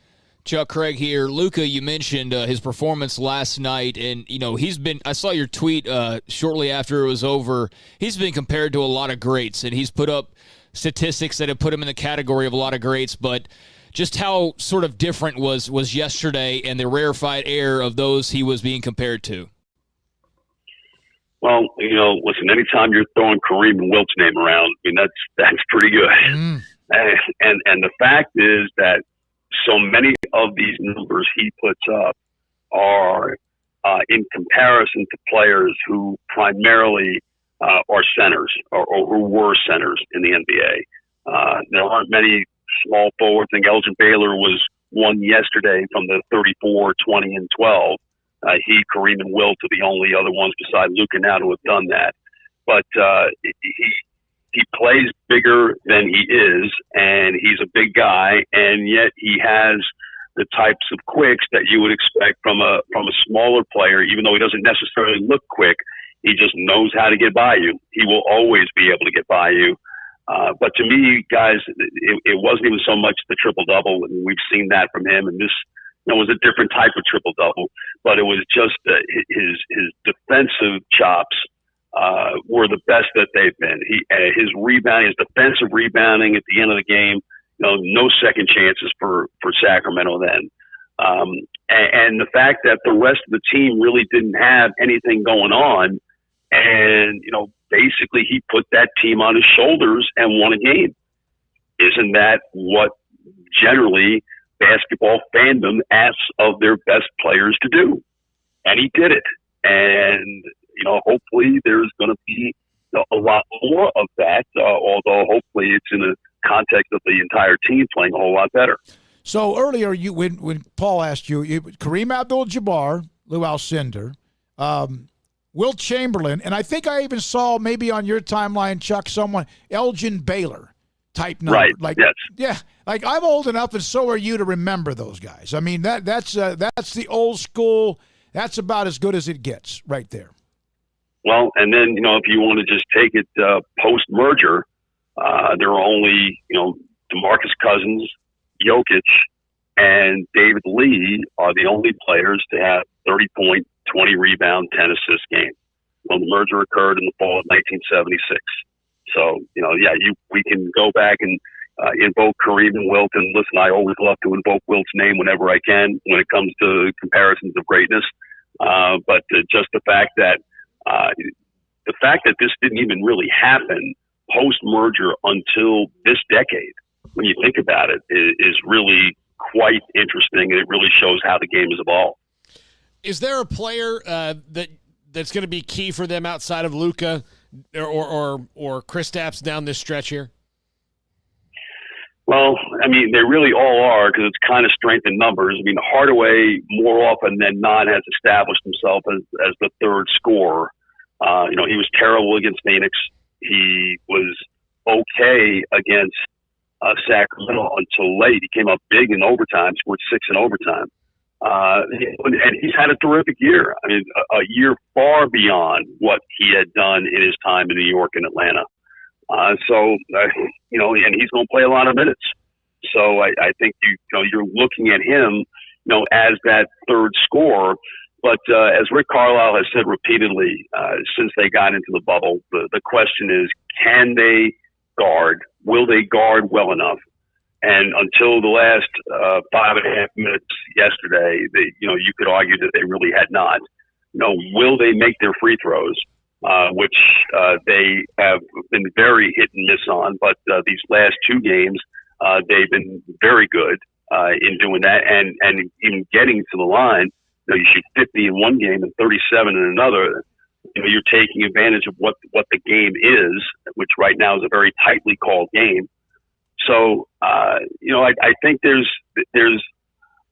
are a lot of interlocking parts, if you will. I don't know that anyone necessarily stands out more than any other, but obviously for them to win, Doncic and Porzingis are going to have to be, really, really good. And, it's 10 times this year that those two have combined for 60 points, but they're only 6-4 in those games, which tells you that somebody else has to step up. Somebody else has got to be, reliable enough to be that third wheel that can help win some games in the playoffs.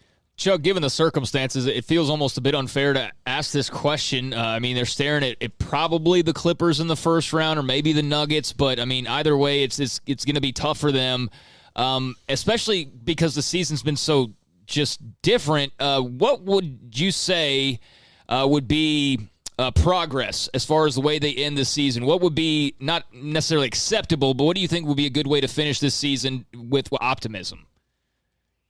Well, I think there's already optimism. And, listen, getting to the playoffs certainly was the goal when the year began, but it was questionable whether they were going to get there.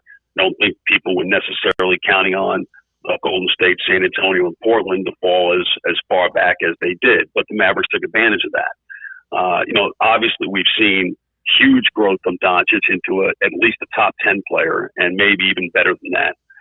We've seen Porzingis since the end of January emerge as that player that everybody believes that he can be as a max contract player. So they know that the goal has to be to continue to add around those two players. Those guys have proven that they're big time players and are capable of doing great things. So from that standpoint, this year has already been an unqualified success. And whatever they do in the playoffs, it will be great. Listen, the Clippers matchup would be a very difficult matchup because LA has all kinds of depth and experience depth that the Mavericks frankly don't have.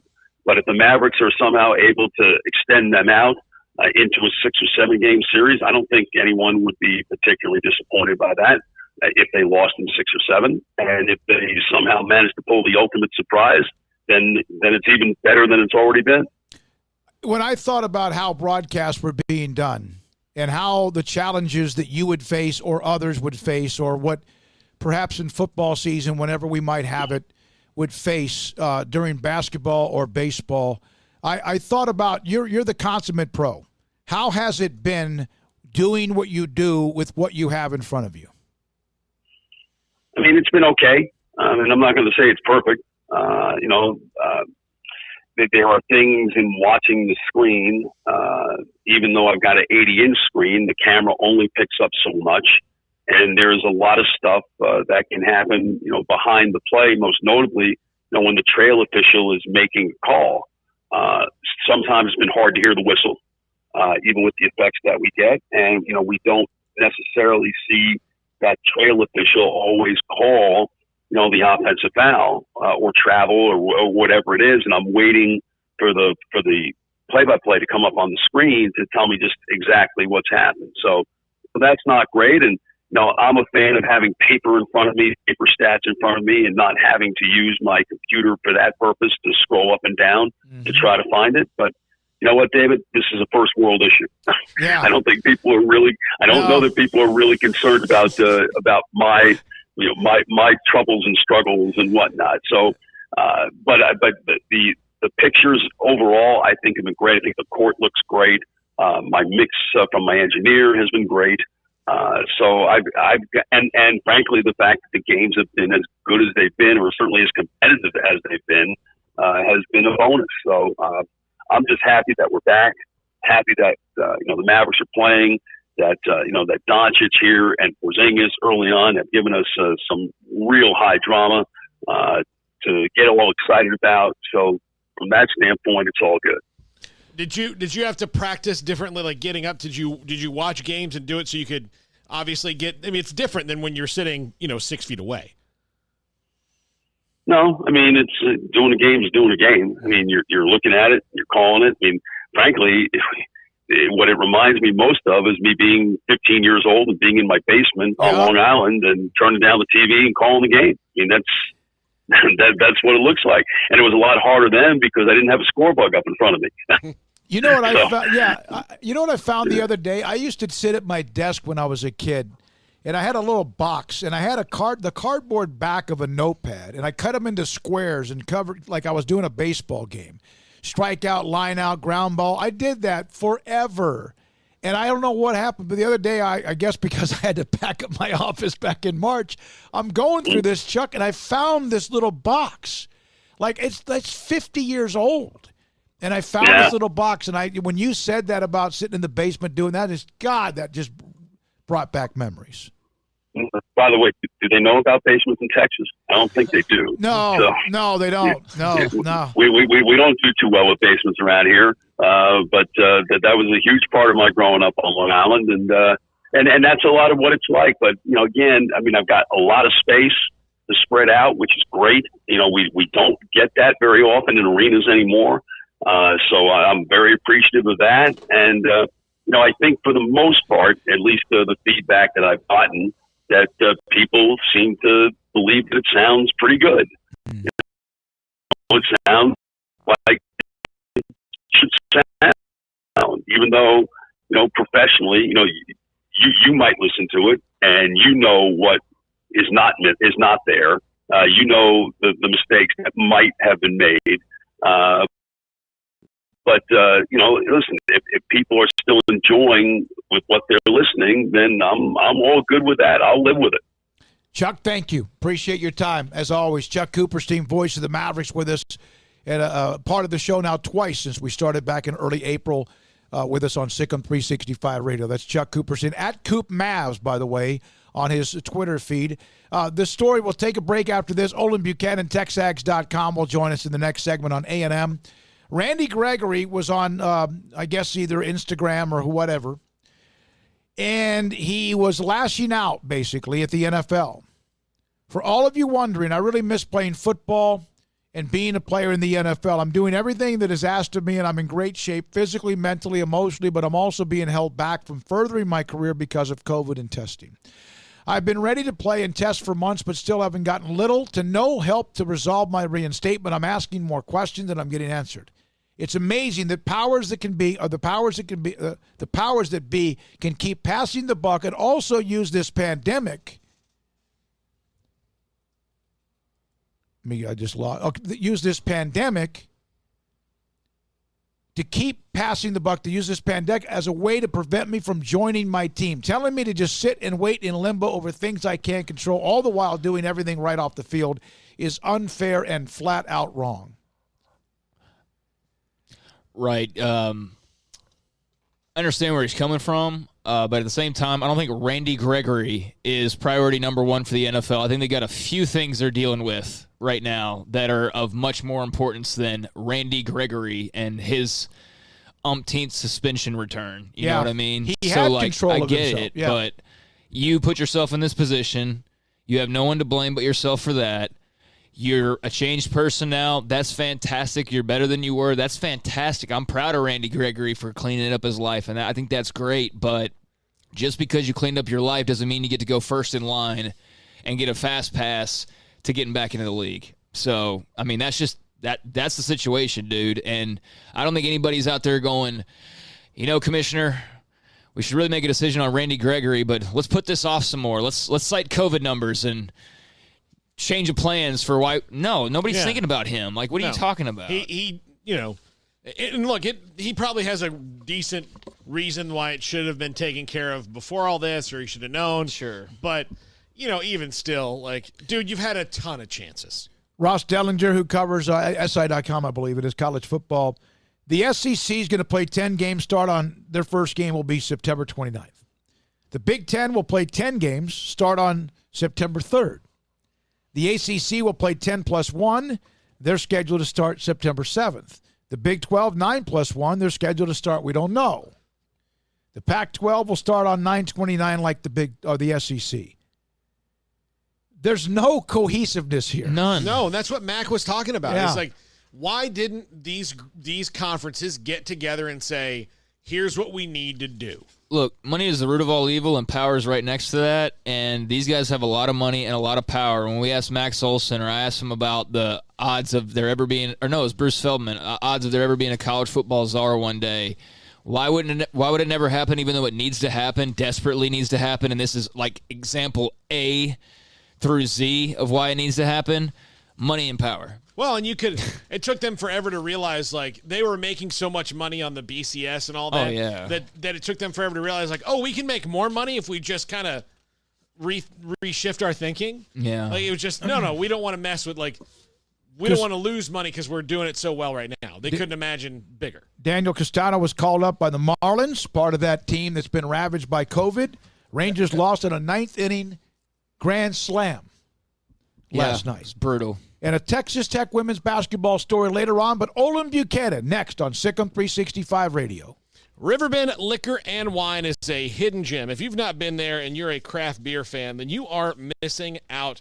They have a fantastic craft beer selection. You just go in their convenient, clean, in-store location. You walk in that big fridge, and you find out your stout, your porter, your Hefeweizen, your ales. I'm running out of beer terms, but they're all there. They've got tons of stuff, all fantastic and all great. Plus, just a great variety of wines and liquors, and they've got balcones in stock. I've gotten that there a ton of times. Their drive-thru is great. You just go up to the drive-thru, you tell them what you want, give them your money, and you're on the way. Riverbend Liquor and Wine, family-owned and operated, a hidden gem on Lakeshore Drive and 19th Street. Find out more on Facebook and Instagram. Do you love Friday Night Lights? Would you like to have a bigger role than just watching the action to ensure the games are played fairly and safely? The Waco football chapter of the Texas Association of Sports Officials, or TASO, can make that happen. The 2020 Texas high school football season is right around the corner, and we need you to be a part of it. There's a shortage of officials across the state in all sports, and you can help. If you love the game and want to be a part of the solution, you can help our local student athletes continue to participate in games they love. Never officiated before? Don't worry. Waco Football Chapter can help you and prepare you to make the right call. And right now, Introduction to Football Officiating class is accepting registrations. Make your first grade call today by looking us up and contacting us on Facebook at Waco Football Chapter or at our website, wacofootballchapter.com. Find out more about the Waco Football Chapter of the Texas Association of Sports Officials, or TASO. Go to wacofootballchapter.com.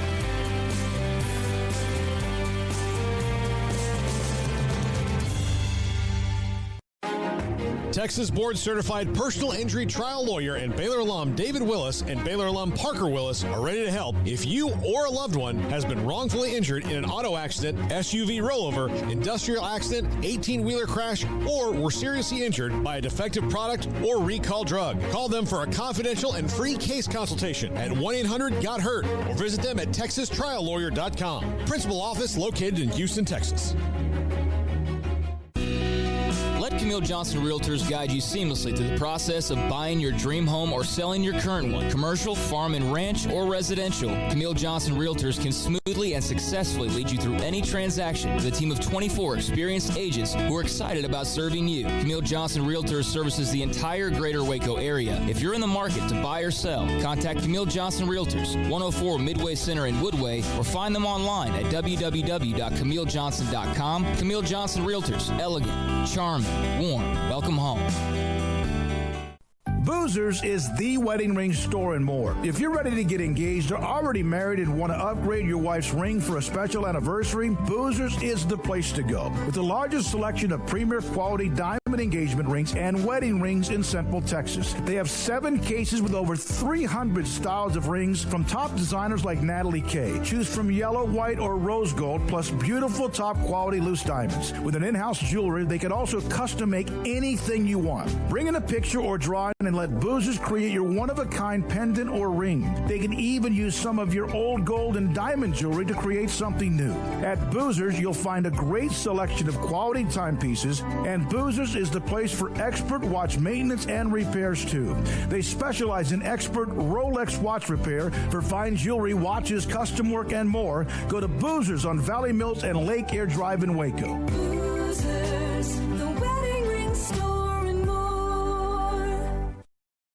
What are you supposed to do when you pull up behind a truck that doesn't even have a hitch? I mean, it's like looking at plumber's crack. Do you cover your kids' eyes, look away, and switch radio stations? Hi, Jay here from Pickup Outfitters, asking for your help to end this embarrassing form of truck nudity. If you have a truck, at some point you need to pull something. It could be a trailer to haul stuff off to the dump, maybe a jet ski, a boat, an RV, a horse trailer, even just a bike rack.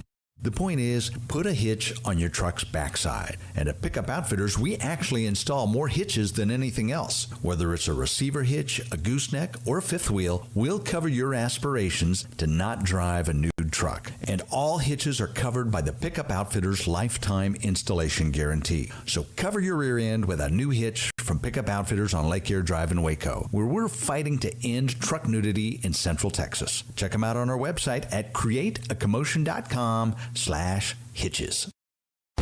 Welcome back to SicEm365 Radio. This segment with Olin Buchanan of TexAgs.com is sponsored by Waco Regional Tennis and Fitness, with over 40 group exercise classes Monday through Sunday on Lakeshore Drive in Waco.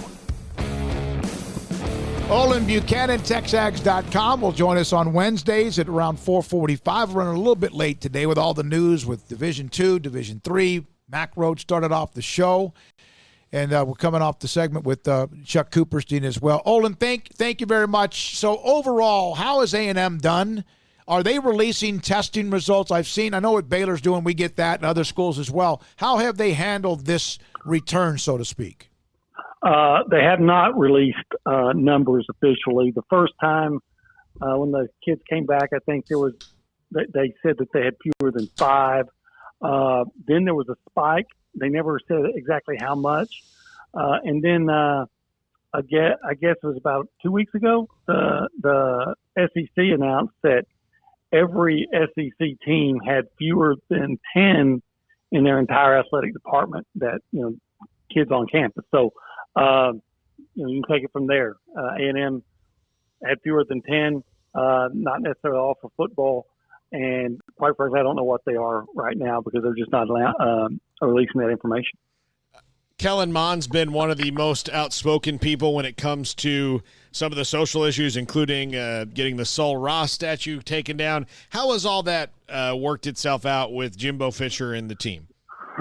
I think a lot, if not all, the team, supports him, and Jimbo hasn't really spoken about it at all. He's been kind of quiet on the subject, so I guess he supports him. I don't think, from a team standpoint, it's been any kind of a factor for the way Kellen is received. If anything else, I guess it's made him. He's always been popular with his teammates. I think if anything else made him more popular now. The same cannot be said for, some of the older fan base. He might have lost some popularity with them, but I think as far as his team, it's really a non-factor. Olin, the SEC's made their decision. Football practices moved back to August the 17th, so a little less than 2 weeks away. Just what do you make of the 10-game conference-only slate and what A&M's going to be facing versus what, we thought they were going to be facing originally? A&M's schedule got tougher because they already had South Carolina and Vanderbilt from the East, and those project to be two of the weaker teams in the East. So I've heard talk that they may add Missouri and Florida. Well, you'd probably play Colorado rather than either one of those teams. Of course, you lose Colorado as non-conference, but hey, this is a year A&M feels like it's good enough to challenge, to be a legitimate challenger in the West and for the championship. So if that's the case, you shouldn't worry about who's on your schedule because you feel like you're good enough to beat anybody. Yeah. Do you feel like the draw they got? Florida obviously is going to be really good. Missouri, we don't know. I mean, from year to year, you don't know. Do you feel like, because that could have been, like if they would have been dropped in the grease, like last year they had Georgia in a crossover game. They could have been dropped in the grease again. In the end, was that about okay? Well, to my knowledge, that's not official. That's been some speculation. I think one of the reporters, Ross Ellinger, I think, reported that they would play the two teams that were coming up in the next couple of years as your crossover. Right. But then he walked that back and said, I was just spitballing when everyone reacted to it. So that may be the case. But there's still a chance that until we hear something official that it could be that they could add Georgia and somebody else, maybe Kentucky or Tennessee. Olin Buchanan, TexAgs with us, TexAgs.com with us on Wednesdays at 4:45. And this was the measuring stick year for Jimbo Fisher based on the way that the original schedule lined up, wasn't it, Olin? So this is. Well, I think this is absolutely a year when you feel like it would be the strongest team that Jimbo Fisher's had since he's been here. And on top of that, you had what appeared to be the most advantageous schedule you could hope for playing in the SEC West. So everything looked like it was lining up. You had 16 returning starters. Now, remember, of those 16 returning starters, I may have the numbers off one or two, but about a dozen of those he did not recruit. So, you could still make the argument that he's still building and that most of the talent on the roster is still in the sophomore and freshman classes. But, yes, this is a year that, without a doubt, that they felt like you could come in. Again, your offensive line's intact, but it's got to get better. You got a senior quarterback. You got your leading receiver, your leading rusher back. Most of the guys back on a pretty good defense and an advantageous schedule. And so, no doubt, this was looked at as a year that I'm not saying that they were going to win the SEC, but I felt like, and I think most Aggies felt like this is a year that you were a legitimate contender. Olin, the capacity, we had Mack Rhoades on to start the show at 3. He actually let the cat out of the bag. Texas Tech yesterday mentioned 25%. A&M, Mack today said Baylor at 25% capacity. And I guess A&M at 50%, that's still larger than most everyone else who attends football games because of the stadium being as large. Is that still going to be kind of a tough deal to manage if they get to that first home game? Yeah, I think so. I think they'll still be waiting for Greg Abbott to see if he's going to maintain that number. I think that's what the number from the governor of 50% capacity, that we all know that could change. A&M has sold roughly 45,000 season tickets at 50% capacity. We're talking about around 51,000, which I think I looked this up the other day. I think like 90 FBS teams averaged less than 51,000 last year. So it's still, like you said, it's still a good crowd. I think what they're going to have to do is figure out if they're able to go 50%, who's the 50% that get to go? Because, A&M typically sells about 34,000 tickets to students. And there are a lot of people that feel like the students should get the first consideration for those tickets. But that's easy to say when you're not the ones making the big donations and things like that to be able to buy those great seats. But as of right now, their plan is, to go 50%. And I guess they'll work out, who those people are that get to attend. Olin Buchanan will join us on Wednesdays at 4:45. A personal note. Olin was in Tyler for a long, long time. Craig, you were an ankle biter back then. I had the story. Ricky Joe Meeks called me. It was pretty sad. Monday mid-morning to tell me that Dickie Meeks had passed away at the age of 66. We had just seen him 3 years ago at a banquet when he was inducted into the East Texas High School Coaches Association Hall of Fame. You were gone by then, right? Yeah. I covered his 1989 state championship when they started 5-4. Yep. And then almost didn't make the playoffs. Then got on a run and won 6 straight and shut out just about everybody. Won the state championship. And he had some other really good years at Tyler Chapel Hill.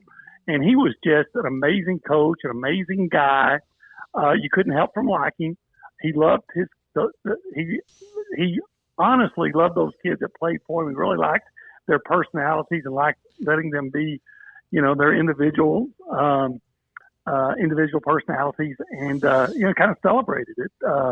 So when I found out that he had passed, it was he and I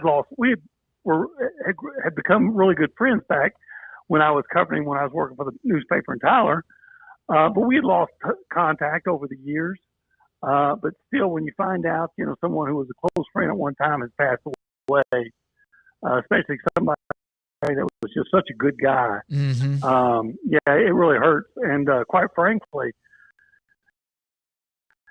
he's one of those, just a handful of guys that have won state championships at 2 different high schools. Yeah, absolutely. So an amazing coach. Yeah, absolutely.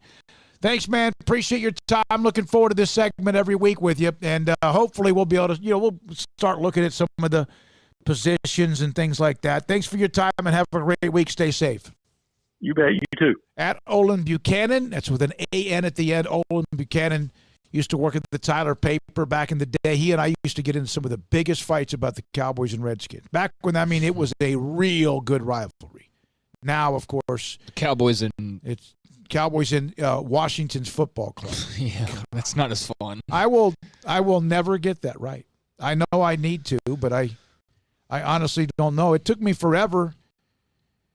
What's a team? I know we're up against the break. John Machota. What's a perfect team, time to start something else. I know. What's a team that changed their name that you just could never get right? Wizards.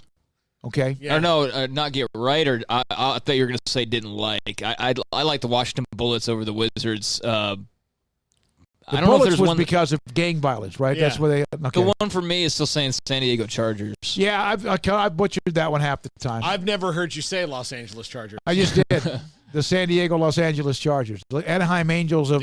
I think they should be the Southern California Chargers. They really that would have been smart, like Southern Cal Chargers. Although USC would have probably found some issue with that. But when we come back, John Machota. Right after him, we'll talk PGA Championship golf with Rob Bolton. This is SicEm365 Radio.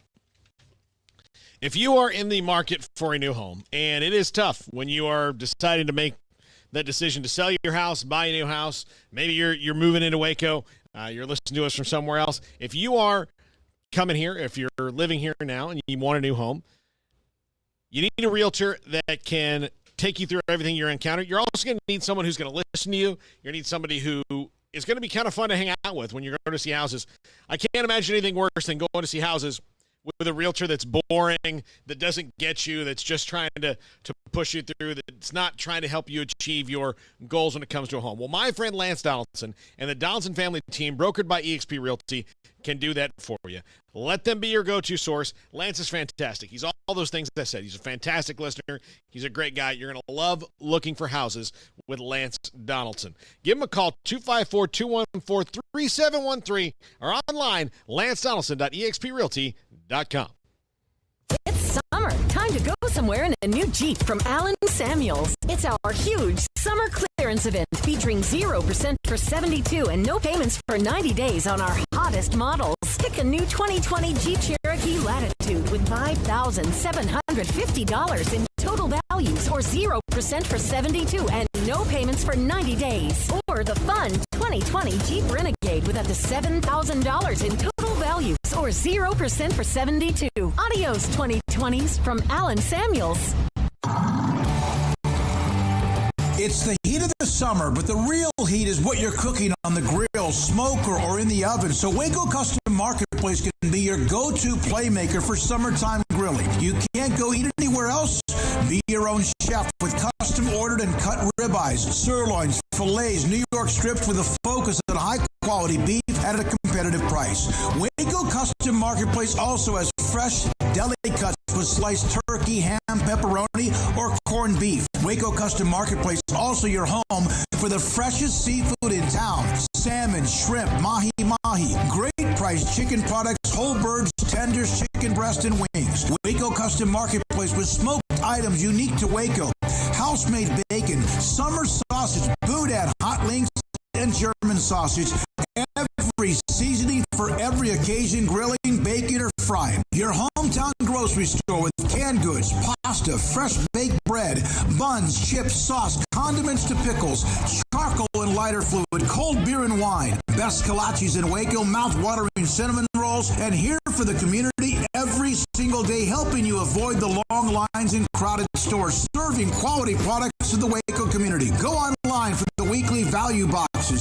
Family owned and operated Waco Custom Marketplace, 425 Lakeyard Drive in Waco, or WacoCustomMarketplace.com. Riverbend Liquor and Wine has their easy-to-access drive-thru open and convenient and clean in-store location on the corner of Lakeshore Drive and North 19th Street in Waco. Riverbend Liquor has the best and most extensive variety of craft beer selections in Waco and Balcones whiskey, including single malt, pot still, baby blue, French oak, rye, and brimstone. Riverbend Liquor and Wine, family-owned and operated, and a hidden gem in Waco on Lakeshore Drive at 19th Street. And find out more on Facebook and Instagram. Southwest Sports Medicine and Orthopedics, the team physician of Baylor Athletics. Our doctors specialize in the diagnosis and treatment of any and all sports-related injuries. Celebrating over a decade of service in Central Texas, our doctors are equipped to handle a wide range of issues, whether it's your foot or ankle, orthopedic spine care, your hand or wrist, knee and shoulder pain, or if you're in need of our arthritis or total joint clinic. Come see us at the new Baylor Scott and White Ted and Sue Getterman Sports and Orthopedic Center. Trusted doctors that Baylor trusts, Southwest Sports Medicine and Orthopedics. Our goal is to get you back in the game. At Baylor University, students can shine in their own way. Or should we say their own ways, because there's no limit to the ways Baylor students make the world a brighter place. Whether they're leading a student organization or following a higher calling, getting advice from faculty, or taking part in world-class research, pursuing their dreams, or working toward their dream job, students find their place to shine at Baylor, where lights shine bright.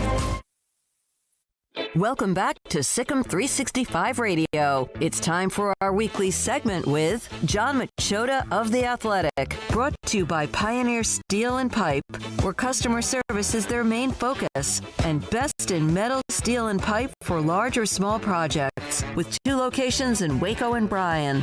Family owned and operated since 1943. Prescott to the end zone. Touchdown. It's another one for Amari Cooper. The 5 o'clock hour is sponsored by Edward Jones Investments, with financial advisor Brad Wilson. Investing his time and experience back to you and your money during today's changing times. Edward Jones, making sense of investing. Here's David Smoke, Paul Catalina, and Craig Smoke. Here we go. This 5 o'clock hour, we'll have a little bit of focus on the PGA Championship out at Harding Park in San Francisco with Rob Bolton in the next segment. We're now joined by John Machota, theathletic.com, and this is SicEm365 Radio. So, John, Amari Cooper was able to speak quite a bit. I know there's a lot of other moving parts we'll get to, but your thoughts about what he said did you maybe catch was the most interesting? I would say the biggest thing is just that he was so forward with the idea that those receivers think that all 3 of them can be 1,000-yard receivers. And while, yeah, it seems like that should be the case with what they have talent-wise, it hasn't happened very often. It's only happened 5 other times in NFL history. And so basically, to say something like that, that's their expectation. Well, if they were to do that, then the Cowboys should have a pretty good season. So, he was typical Amari, like, not too high, not too low, kind of just like the guy you see on Sundays. Like you can tell that the coronavirus doesn't seem to have bothered him as much. He seems like a guy that, and he's always been like this, that he can find ways to keep himself busy, whether it's, he's always trying to find new books to read. He's always trying to learn new things, trying to learn new languages and stuff like that. So it definitely hasn't held him back as much. Yeah. The other thing I found interesting is that he talked about how he's been working out, like a lot of these receivers been working out with Dak and throwing at his house, and you're just kind of like, okay, where are you throwing there? Well, it turns out Dak has just put a brand new football field in the back of his house in his home in Prosper, Texas, and so it's pretty cool, to have a turf full 100-yard field in your backyard to have your friends over whenever they want to work out. So they've been doing some workouts there and getting in their time there because obviously they can't be at the facility. So the way he made it sound like is like, hey, this is full steam ahead. Like we don't feel like we're behind anybody else. Like we're ready to go. Like when they're ready to, put the pads on. So it's intriguing. This is the time of year when you're typically fans are excited for their team. And then when you have a team that, was pretty good offensively and they had CeeDee Lamb, there's a lot to be excited about offensively with this team, even though they haven't had a normal offseason. What do you make of Randy Gregory's post today about the NFL not communicating with him at all? So there's part of me that's a little cynical about this. I'm just kind of like, because I feel bad for him that, that they're not getting back to him on this and that he wants to be reinstated because he wants to get back out on the field and play for the Cowboys. But then there's another part where I'm like, I don't know how mad you can get when this is like your fourth suspension, And I know it's stuff. He's not just, he didn't fail drug tests and things like that for, just recreational reasons. I mean, he's been open about dealing with anxiety and depressions. And there's things like, smoking marijuana and things like that he's done in the past that he can do that now and he won't be suspended for that because of the new rules and the new CBA and things like that. But, so there was a part of me that was kind of like, well, if you don't get suspended 4 times and suspended indefinitely, then you don't have to worry about this stuff. But, when you do, then you kind of put it in the league's hands. And as we've seen over years, you guys know this, that, when it comes to Roger Goodell in the league, they don't really do stuff where it's exactly like the same case by case. So when you get suspended, you're kind of leaving it in their hands that, hey, they might not respond to this right away. So that seems to be the case, but it's interesting because, everything I've heard is that he's in great shape. And by putting out this statement, it certainly shows you that he wants to play. And so that's obviously a good sign, too, for a guy that, he obviously has to, get back out on the field and be committed because I am intrigued by what he could potentially do with this new defensive scheme if they are doing more 3-4 looks and things like that. I mean, I've always felt he's a better fit for a 3-4 than a 4-3. And so if they were able to get him back out on the field, and it sounds like for him to put a statement out like this, his mind's right, he's focused and wants to play football, this could be huge if he gets a chance to get out there on the field at some point this year because it's not like there's a lot of wear and tear on his body. He's been suspended quite a bit since he's been drafted. John, you had a piece up yesterday on the Athletic DFW about the position battles coming up. Can you kind of highlight those and which ones intrigue you most?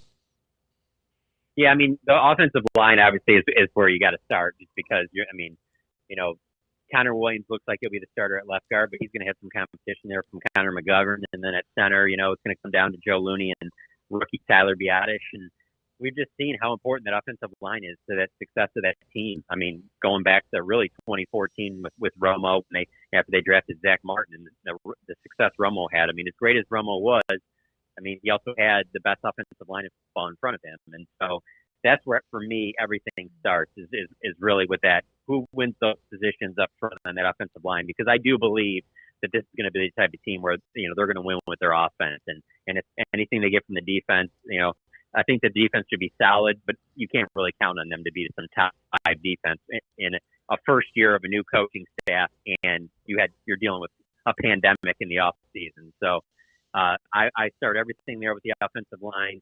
And then after that, it's really, for me, it's that secondary because there's so many questions without Byron Jones there. Are they willing to allow a rookie like Trayvon Diggs to be thrown right in the mix and start from day one? Possibilities, but because of the offseason that they have now and everything's been condensed and these guys haven't been able to get on the field, I feel like they're going to lean a little bit more on the veterans like Chidobe Awuzie and Jordan Lewis and Anthony Brown. And so that's going to be an interesting battle to watch because, hey, the receivers are the best.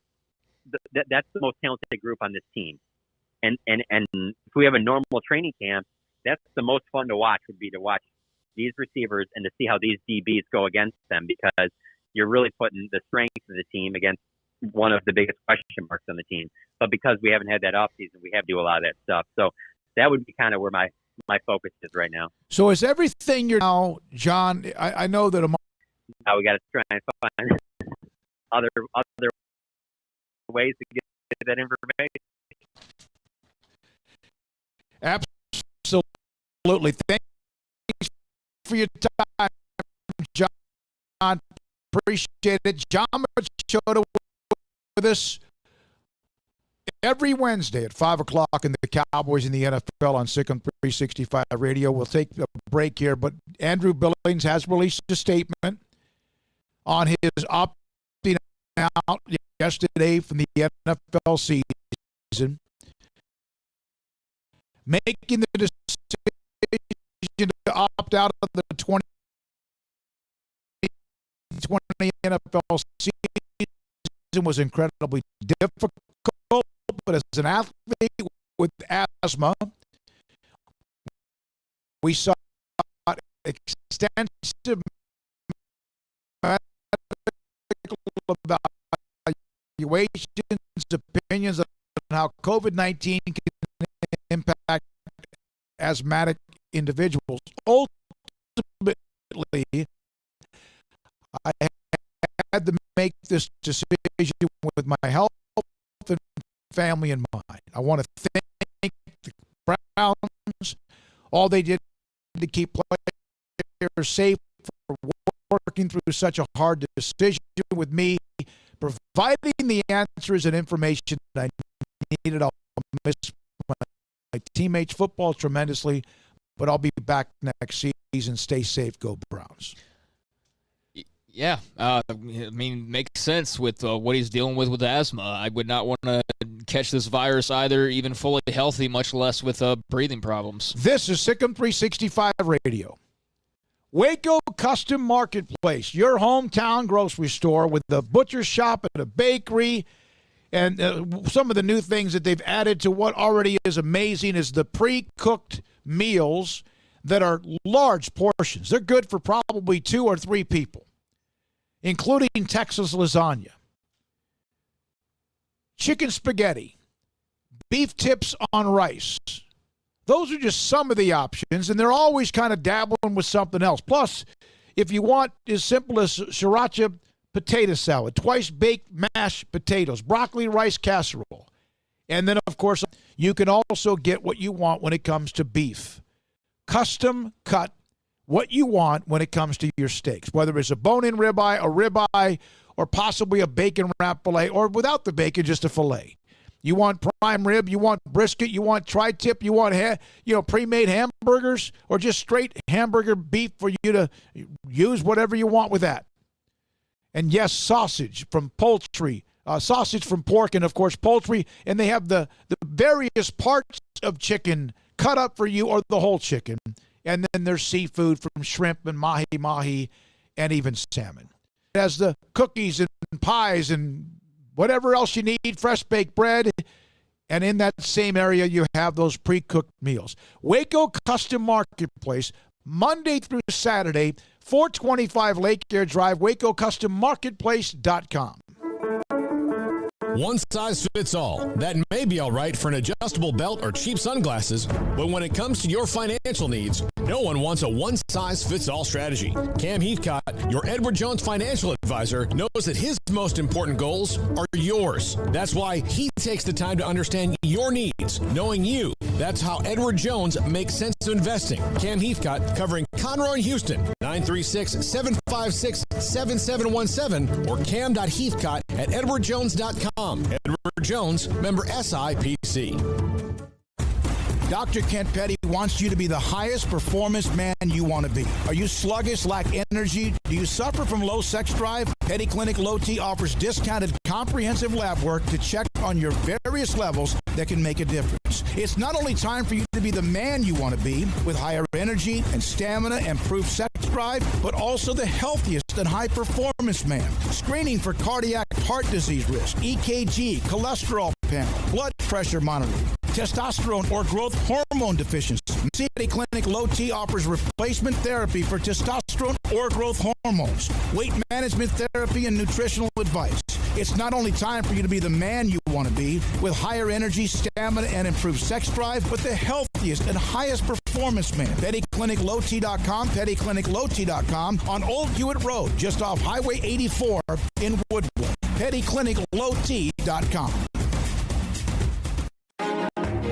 Texas board-certified personal injury trial lawyer and Baylor alum David Willis and Baylor alum Parker Willis are ready to help if you or a loved one has been wrongfully injured in an auto accident, SUV rollover, industrial accident, 18-wheeler crash, or were seriously injured by a defective product or recalled drug. Call them for a confidential and free case consultation at 1-800-GOT-HURT or visit them at TexasTrialLawyer.com, principal office in Houston, Texas.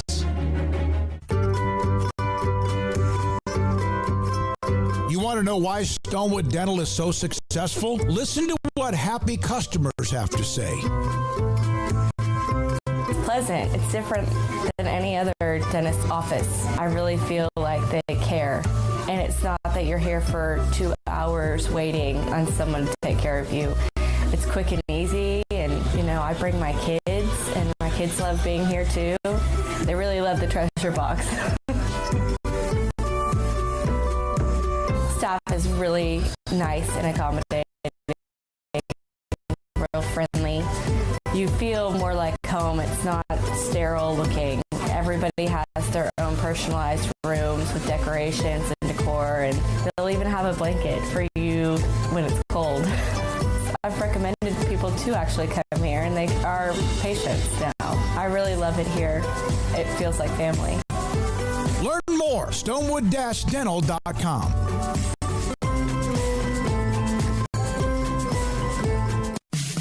In the market for a quality metal building? Since 1943, Pioneer Steel and Pipe has helped Central Texas residential and commercial customers with metal building design, panel options, building components, and trim options. Pioneer Steel and Pipe's residential line is energy efficient, offers low maintenance, reduces insurance payments, is impact resistant, and carries up to a 45-year limited warranty. In addition, they can also help you find a metal building contractor for your project. Pioneer Steel and Pipe with locations in Waco and Bryan and at pioneerboys.com. This is SicEm365 Radio. The SicEm365 Radio poll is brought to you by Pickup Outfitters, where everything purchased and installed comes with our famous lifetime installation guarantee and free warranty assistance. 220 Lake Air Drive or createacommotion.com. Major championship golf for the first time this year. Remember, they were playing that Players' Championship, and that's when it got shut down. Matsuyama had that 63 in the first round, and then no British Open. Masters not until November, and the U.S. Open delayed as well. We're now joined by Rob Bolton at Rob Bolton Golf, our golf analyst. And normally we have our picks. Rob, how you been? How have you been able to survive these last 3 to 5 months? Oh, man, guys, I can't tell you how great this is to join you today. 2020 has taken away everything from us, but when Paul reached out, I saw the text. I said, don't you dare 2020 take this away from us. I'm glad to be here. Well, I'm thrilled. I'm glad there's a major. I'm glad there's a major we can actually kind of chew on, and I've watched a lot of the golf. It's been what I've watched so much more golf, and I think a lot of the country is more than even the baseball or even the NBA. All right, so the PGA Championship, Harding Park, is this a bomber's course? Is this a tight course? What is it for those who, before we take our picks? It's a bit of everything. It sort of favors the extremes. So the guy that's going to hit it in the fairway and hit the greens, he'll have his shot. But I mean, there's opportunity to hit it long and straight. I mean, the first hole, it's going to be. I mean, it's chilly, and the cool air keeps the ball from traveling a far distance. But it is possible that Bryson DeChambeau could drive the first green. It's almost 400 yards, but we've seen what he's done already in the last several weeks. It's possible, unlikely. I doubt it doesn't make a lot of sense, but it's a giving hole. The back nine, it's scoreable. You'll see better scores on that side, but it's weird, guys. Like, there's a lot of long holes and there's a lot of short holes. So the guy that, but because the fairways are narrow and the rough is up to 4 inches and it's lush, the strategy is to play it like a U.S. Open, but the scoring will reflect a bunch of guys who are dialed in and take those risks and get paid off because of them. So it should be a fascinating experience this week. So there's 4 of us, and this is how we're going to do this. I wrote down 4 numbers on the back of this piece of paper. Paul, you get to pick a number. Craig gets to pick 1 through 10, and Rob, you as well. Whoever's closest to the number that is their number, 1 through 4, we'll start the order. Paul, we start with you. Okay, I'll pick 7. Craig? 2. Rob? I like swing picks, so I'll go 10. All right, so Paul, you get the first pick. Rob, you get the second pick. Craig, the third pick, and I'll take the 4th pick. All right? I always do this. What was the number? You had what was your number that you picked? Oh, it doesn't matter. I just you want me to? Okay, I know my number because I wrote it down. No, okay. So that's why I wanted to go last. So I'll go last. Unless you want to switch with me, Rob. You want to have the 4th pick? No, we're good. But I love the transparency. Yeah. Continue. Okay. All right, I'll take Brooks Koepka. All right, Brooks Koepka. Rob, you're next. How many picks are we going? 3 or 4? Yeah, 4. We're going to go 4. 4. Okay. Got to give me Justin Thomas. All right, Craig. I'll go DeChambeau.